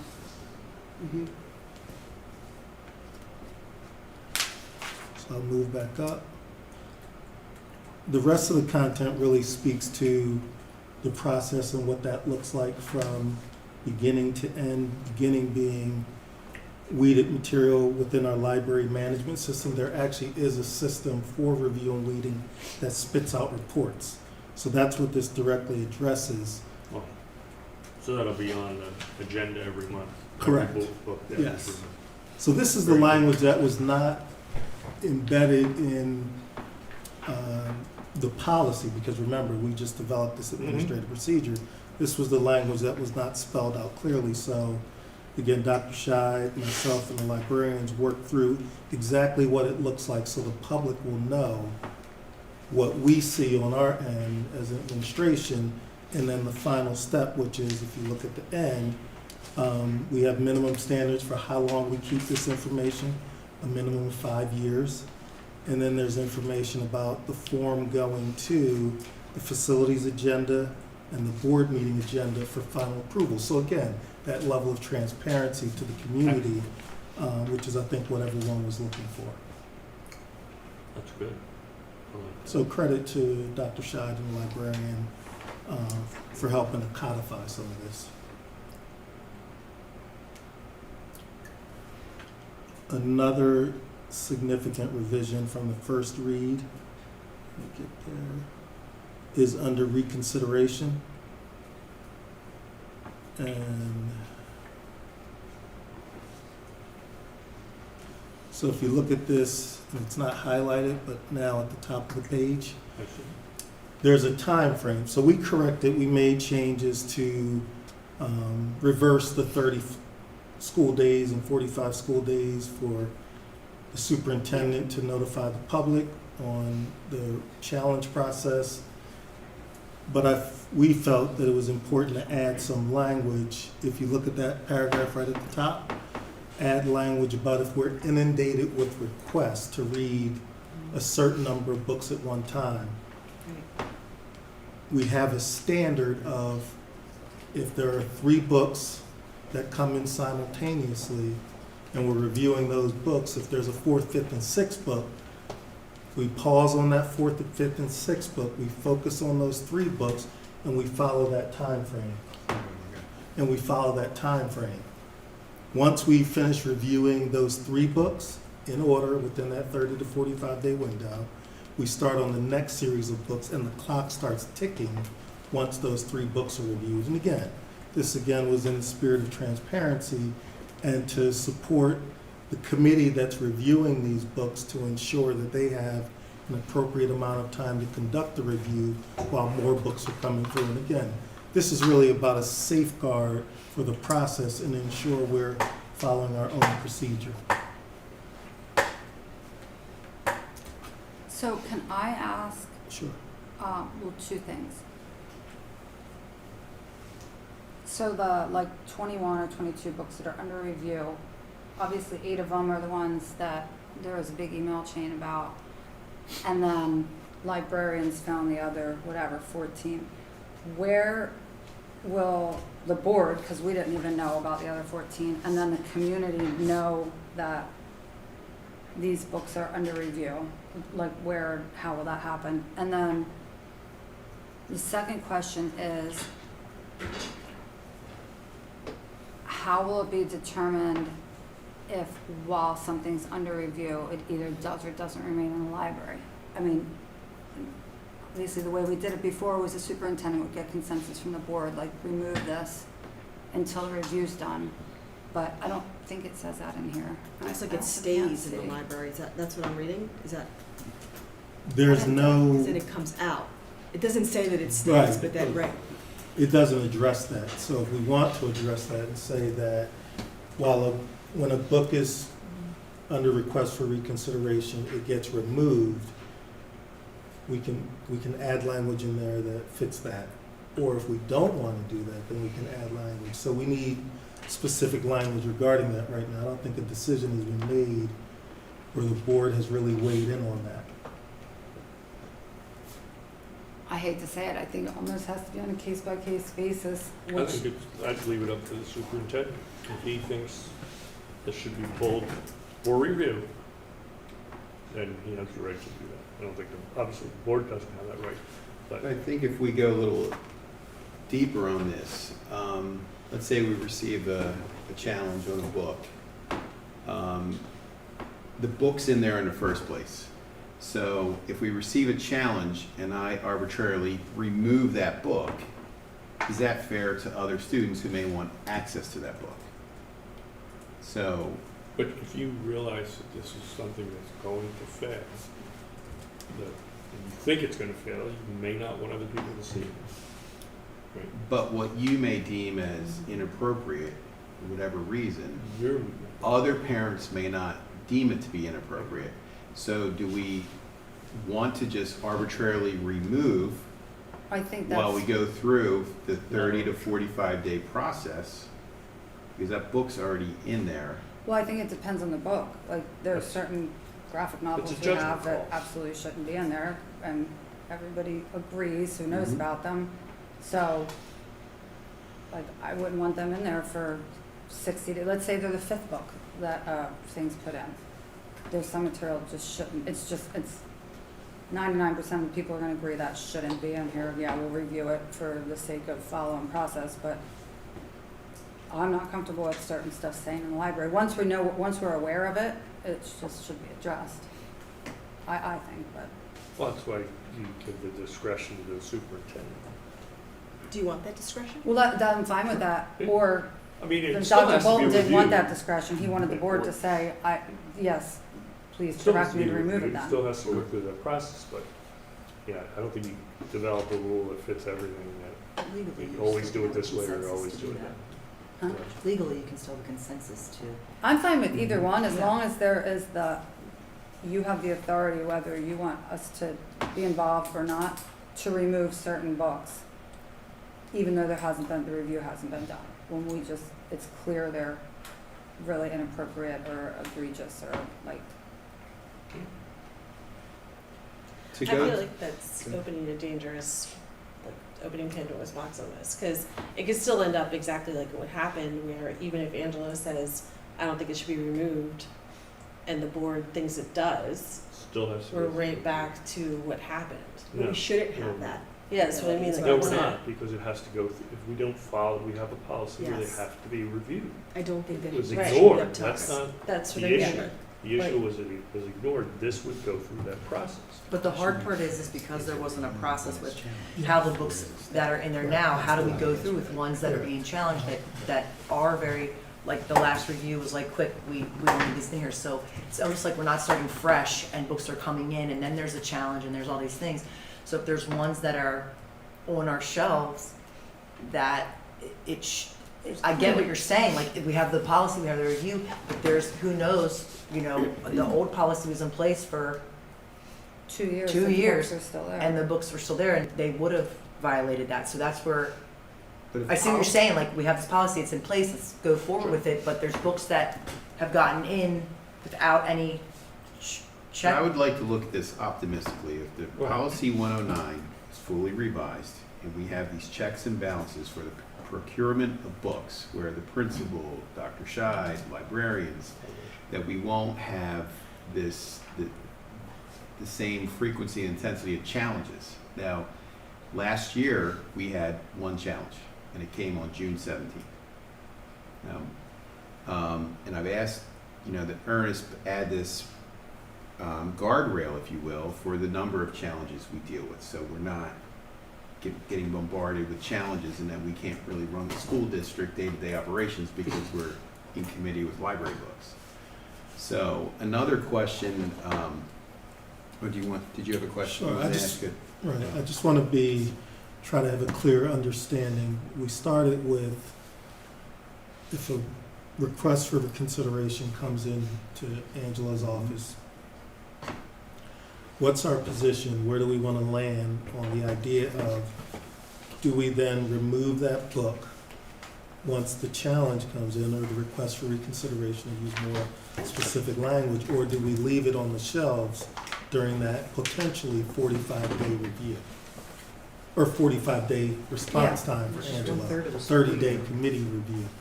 That's the loose end right now, so we need some. That's what I'm trying to clear out. There's, like, That's- I think as a school district, once we have knowledge of certain stuff being in the library, we have to remove it. I mean, I know as a parent, some of the stuff I've seen, I'd be furious to know that the district knew that was in there and it sat there 45 days while my kid's in the library. Some of it obviously is questionable and you have to read the book. Some of it is a no-brainer, and That's why you give We the should have the- superintendent Huh? that leeway. You give the superintendent the leeway, because there's no way you can define that, right? But you- that's what I'm saying, let's give the superintendent Yeah. leeway, Give but the it should leeway, just say not that us the leeway. there is It's the still gonna go ability. through the review process, so it'll be judge fair. That's what didn't happen in the past, right? It didn't go through it. I'm So fine with this that, I'm is- just saying it should say. I that agree, we 'cause can You it doesn't won't have be to able stay in the find a library rule during that review. will Work for every book. Right. I feel like there's like, maybe we're making the split down too far. Because there are books that the librarian just might find that aren't being challenged, that they're just like, oh, this shouldn't be in here anymore. Right. That just goes through the weeding process, as opposed to if it's challenged becomes something different. And so I think, I mean, like there's that split at the beginning. Is there a way that if like a book gets challenged and the librarian looks at it and is like, this absolutely should not be here, that the review I process? don't It still think has to how go it's through the review. discovered is as No, important but- as the fact that it is Yeah. discovered. Because if the That's it. librarian discovers something, we're still wanting to do the same thing, which would go through They're the gonna challenge. fill However, out You the have to. challenge You process. you would look at it I was gonna say first. staff can fill that out. I think Okay. either way, Okay. Angelo's looking at it, and then if he feels like it needs to be pulled while it's being reviewed, then it It's his is. discretion. Exactly. I am in favor, I understand your point, Leah, but I'm in favor of the review process. Okay, for It- no matter It what. provides us with an insurance policy, it doesn't set up an employee Mhm. to be blamed for, I just think it keeps it transparent, Okay, open, honest, if we're adhering to policy 109. whatever that means. I'm not saying that in certain cases you pull the book and don't review it. I'm just saying it's pulled during review. Right. Yeah. The other thing where the question I had before is, we would like some direction on how, the question I keep receiving is, well, how do we know what books have been challenged, and do we want that on a website? How do we want to move forward with that? Is there a way in the system, the library catalog? We could certainly have it weeded in the Mac and Via. But do we want anything on our website under library, library books? That this book went through a review process? Because these are questions that we receive. Could it be and, on the policy agenda each month if there's books that have been challenged? I mean, in the I point- announced it at the last, Yeah. one of the Yeah. last. Yeah, Yeah. somewhere if it's part of the board meeting minutes, I think that's sufficient. I like the website idea though. Yeah, I I mean, mean, where are 'cause- we posting the books that we're buying? Yeah, wherever we're, yeah, that's good. Okay, Wherever that's good whole. I just thought that maybe we just add a checkbox on here that says pulled from shelf during review per superintendent. Like just like, Okay. again, just to say like, we decided to pull this one. So people, because I think the more transparent we are, the less questions we're gonna get, obviously. That's a good And if someone's just like, you should have pulled it, you shouldn't have pulled it, I mean, the review will probably be done by then, honestly. Okay. Like, I think the risk to that is low, but we're still just being very clear that this was one that the superintendent decided should come off the shelves during the review. okay. Okay. Good, sounds good. So we add a checkbox to that, and we'll find a place to post That's good. books that are up for review. Not to complicate it and add one more thing, but I think it was a discussion at some point last year, books that are, whether it's a staff who has a concern or a community member files a thing, that if it's a questionable book, let's say it's a questionable book that you're not comfortable saying, we're pulling this during review, they're either in a certain part of the library and it is at least like, kind of like the, Parental flag? huh? Parental flag or no? I guess I don't even I know think what that's were we talking about overcomplicating last it. year. Yeah. Hmm? I agree. I feel like it's That's ever right. complicated, and we're, the kids aren't checking these books out. Like, Well, I if don't we wanna make publish it that where, it's challenged, they will take it. Yes. they don't need to, they could get They're way looking at worse it, right? No, on their but it phones. makes This is news a- when the Yeah. book is challenged, right? And then. I really don't think the kids care. I think the some parents will. care, I don't think the kids. Somebody will, yes, somebody will Parents care. will. I agree with Ron. You say you can't have it, the kid's gonna want it. That's right. Mhm. When they may buy it, that's true. If they're looking for it and seeing it. Yeah, I don't think. Yeah. How about we just start with what we have, and if we're finding that it's like, that all of a sudden kids are starting to check out books because they're being posted, that they're Or being even just go in reviewed. and look at them, like those graphic novels, if that's like, But if it's bad, then Officially they'll challenged. be pulled. well, if it's back, but That's what let's I'm say saying. there's I something mean- challenged and it's not quite that appalling, but it's challenged. I Then mean, we, hopefully anything graphic novel like it that. would has, just- it has to go through the review process then.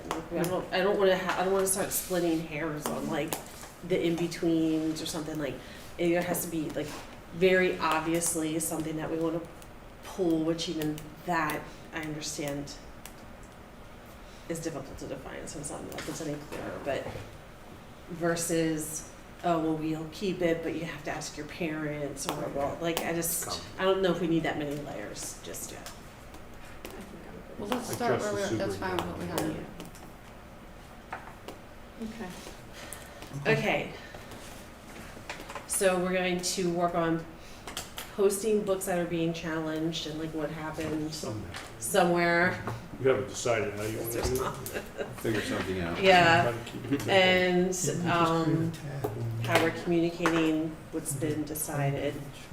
And then we're gonna add a checkbox to the challenge that's like pulled from shelf during review Is that per gonna be one of the superintendent. reading lists? Is that gonna be the reading list? Well, we're saying that even if it's being weeded, if it's being pulled for a specific reason that's not just like wear and tear and that it should go through the review process, Angela, is that Right, but correct? would one of the codes be removed after committee review?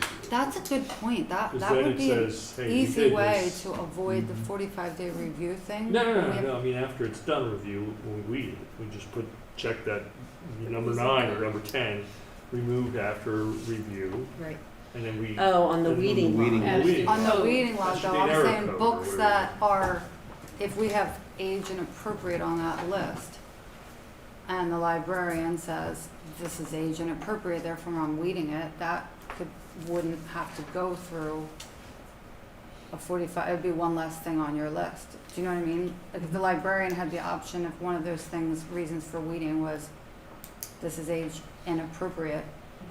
But I think And that Angela's goes on saying the- he wants it to go through review, just to be very clear, that it's not just the librarian. Oh, I see Right. what you're saying. Right. Okay. Yeah, so maybe it's not that we need under review and weeding, maybe it's not that we need a more age appropriate thing, but something that says review, removed Removed. due to challenge or something like that. Or- Like something shouldn't be weeded for age inappropriateness without going through the challenge process.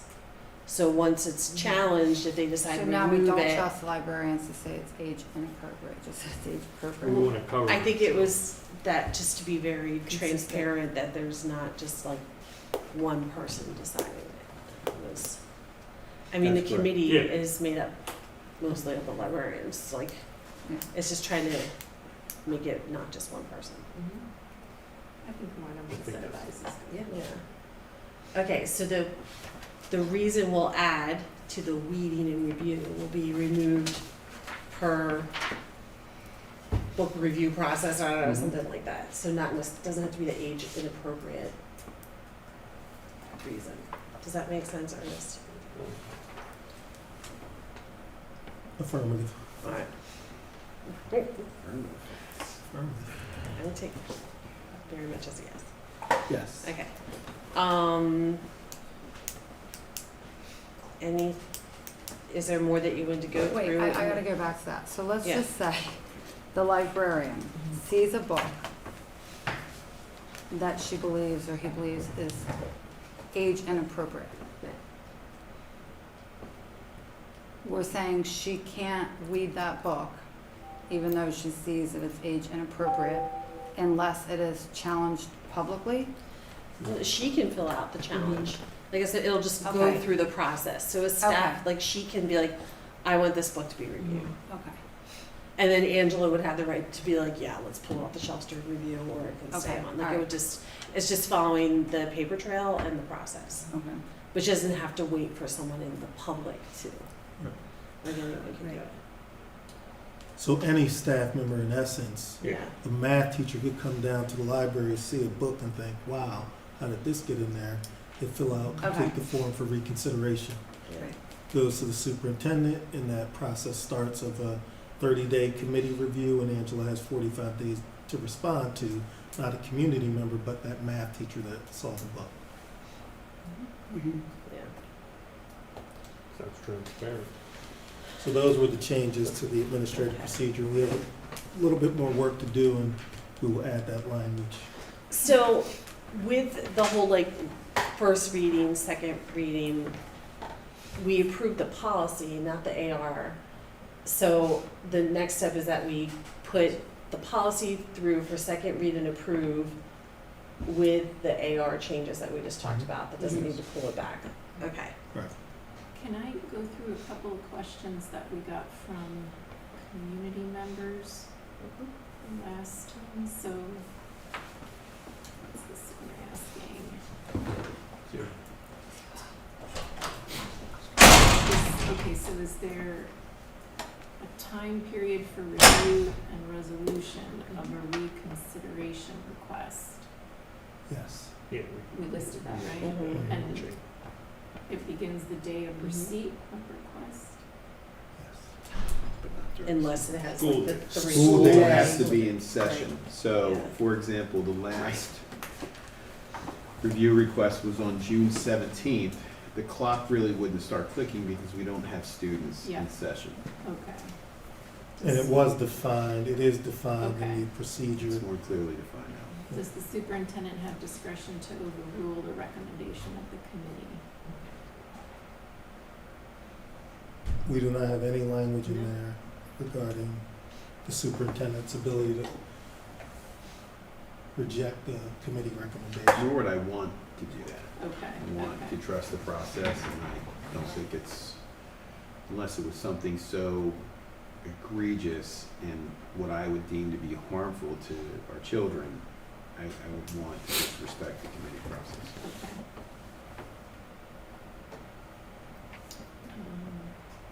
And there was a question about why we're removing the criteria of sexually explicit. I would assume that the other criteria we have in place In the AR, would account for that. Yes. So age appropriate, educational significance. Okay. Okay, I think that's it.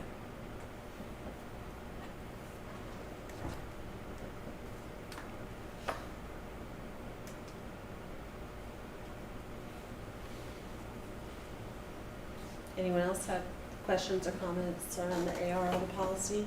No. Okay. Thank you. No problem, thank you. Mrs. Rash, I think we're ready for 903. Yeah, 903. And just as a reminder, we are back to first read because of the significance of the changes to, from the Right. second read. Would you like, I mean, I could summarize the changes that were made. Sure. So we sent the Pennridge policy to our solicitor and asked him, like, compare the wording in there to the wording that we have. He wrote back a summary of his suggestions, and we've made these updates in there. So we did consider the Pennridge language when it comes to what is or is not allowed in public comment. And in some cases, I feel like our wording's a little clearer, and then other cases, the Pennridge one was the safer bet. So there was that. There was also a question on a 2/3 vote instead of a majority. And when I compared it to 003, so this is where it's kind of like a challenge sometimes, because PSBA doesn't know what policies school districts have adopted. So I think sometimes they over-include some information in an attempt to make it thorough. But really, we should be looking at our policies here at Pennridge as a collective group of policies that work together. So 003 has something that if we want to not like kind of suspend a policy, suspend the reasons, suspend a procedure, it's a majority vote. And so what I would suggest then is the part in here that talks about the majority vote, hold on, we might even be able to just take that out and just rely on 003 like it should be relied on. I'm trying to find that spot in the policy though, hold on first.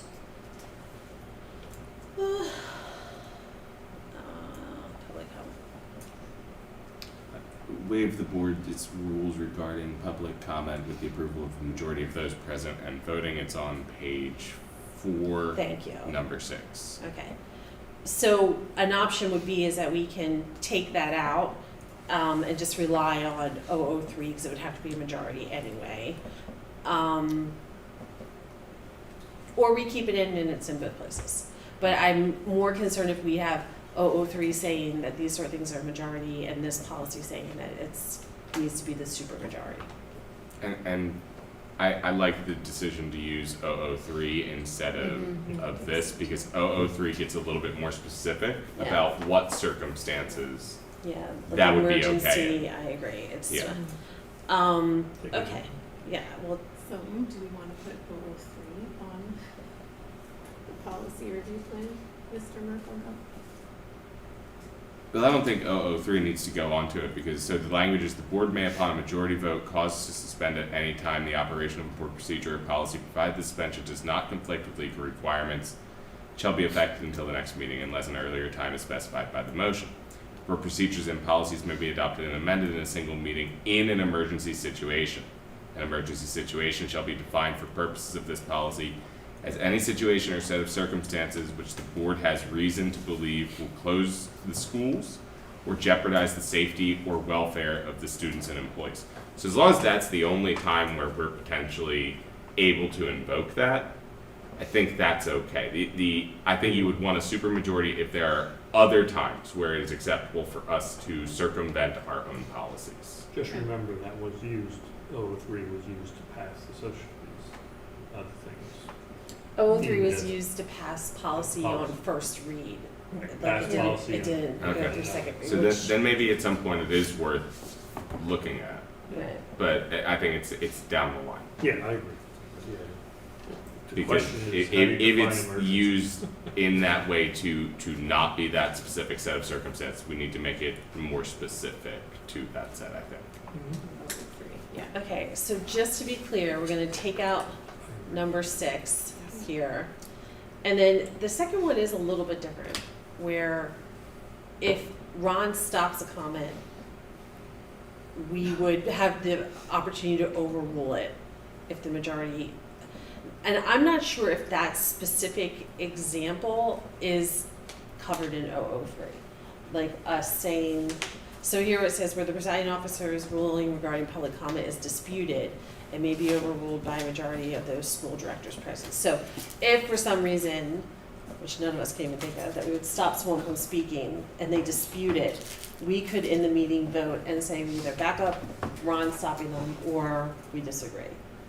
And that's not the same, like I look at 003 a little bit differently where it's more like if we're going to suspend this policy Right. for whatever reason, but this is more like what happens if someone disputes either allowing someone to speak or stopping It's someone probably to never speak. gonna I agree. So So I'm fine with it. I'm okay with leaving that. Does everyone understand what the difference is though? That that's not quite what 003 talks about. Yeah, this is just overriding. Right. Yeah, it Right. gives As an soon as Ron says opportunity. something and the majority of the board goes, Yeah, I like, think hold that's on. not right. Yeah, exactly. It We gives can an- overrule him with an a majority. opportunity for the board to have like the discussion. So I would propose to keep that paragraph in, if everyone's okay with that, and we'll just take out number 6. I mean, wouldn't that be true with anything? I mean, Just for public comment. Yeah, just for, well, but I don't know if that's like spelled out in 003, that like, cause Ron, like, 003 already starts off that Ron can't be like, I'm suspending the policy, and we are like, hold on a second, you know, like, it starts off that if anyone wants to suspend a policy or a procedure for any reason, you have to vote. Where here, Ron as board president is sort of like the, you know, the MC of the meeting, right. so he probably would be the first person to say like, hold on, stop, and. You can't take a vote on whether to continue someone's public comment every time. No, if it's disputed, it says. Yeah, So which is if fine. you stop Which is fine. someone and they're like, I Yeah, object, then we would do a quick vote. I think it's just more procedural in this case, in the sense that like Ron will be the first voice stopping someone. Or if someone thinks Presiding someone, officer, could be in a committee. yeah, meeting. exactly. So I read that as something different, but I am open to how other people read this too. Yeah, I was just saying 003 might cover anything. A majority disagrees with the presiding officer, But whether it's more for a policy or not a public comment. I think Okay, that's fine. I like this because it says, hey, one person can't control the meeting. And it's clear in public comment, which of course people take Yeah, very seriously. I think it's in here because this policy specifically gives the presiding officer a responsibility and like a power in the meeting. Sure. Where Yeah. most of our other policies aren't that. It's always the board majority is Okay. handled it. Okay, well, so we'll keep it in, and then there was one part that we have to take out on the next Public page, comment. the public comment Thank at the discretion of each committee, Right, because the we board did. committee. Yeah. that's Yeah. right. Because we did update there, board, keep going down to the next page. So we Right at put the in, end. I think up higher, how we're handling Under board public committees. Yes. Could I bring up a point there? I think Lee interpreted it differently. It says, when there are multiple committee meetings occur in the same evening, an additional comment period. Yeah. So he's thinking there's more than one in the beginning. That is the intention. Is it? Okay. And I'll tell you why. If someone wants to comment at the first committee meeting and they also want to comment at the third, they can use the first one to do their third committee meeting. And then they can also speak at the beginning of the first one, because technically, people can Okay. speak at the beginning of every meeting if they want. So Okay. we purposely made it Okay. additional That's fine. Just instead wanna of make sure. changing it. Sounds good. Yeah, So it's at the beginning and at the beginning of every committee meeting. right. So at the beginning will be any committee, For and anybody. then each individual committee will be before. So if they just want to speak to be fresh, they can wait. and come Yeah, back. they can come. Okay. Like, so tonight, if they that's just great. wanted to talk to curriculum, they could have spoke. If there were a lot of people here, then that would have been a problem. Okay, good. We're losing our audiences, so this might never be a problem. It's all right. I'm good with this show getting I low know, ratings. okay. So, do you understand, like, just take, because you added the language up further, Ernest, that just needs to be deleted at the end, Where it says Okay. board around committee and board then committee, and Public it goes on comment. to the next page. The last one. 4, 5, Yeah. and 5. Yeah, so It go, says- no, scroll down. Do you see where it says Move on. board committee? Now That- go to the and next then page. The board committee Next and then page. There. Yep, that's it, Public public comment comments, after should be the- the description, yeah, just take that That's off. that. Okay. Because we're Yeah. addressing it. Can I ask, It's I'm not- going back, but why did we scratch out profane language? Why are we nixing that? But that was your language. This was comparing it to Penn's language, and so they're profane and obscene and those sort of things are technically, I think, allowed under First Amendment. Mhm. They just can't be threatening. Right. According to. Yeah. I mean, we I don't would want agree. that, obviously, but we can't. So if somebody gets up and like tells us all to F off and gives us the finger, we're just gonna like, They could, I Good mean, with that. that's. No, it's their, they I mean, could. we would be okay with it, I but mean, we it's want the them to first- be respectful as adults, but they have the right to. Yeah. We can't Unfortunately. stop them from speaking because of that. Right. Plus you're,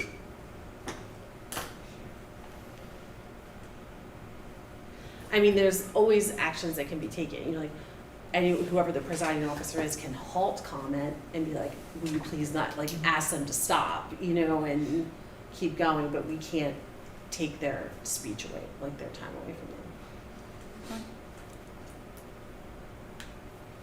All right. Anything else? So this will go through for second read next committee meeting. With the changes that we talked about. All right, that is it. Any public comments? No? That's the end of policy committee. Thank you.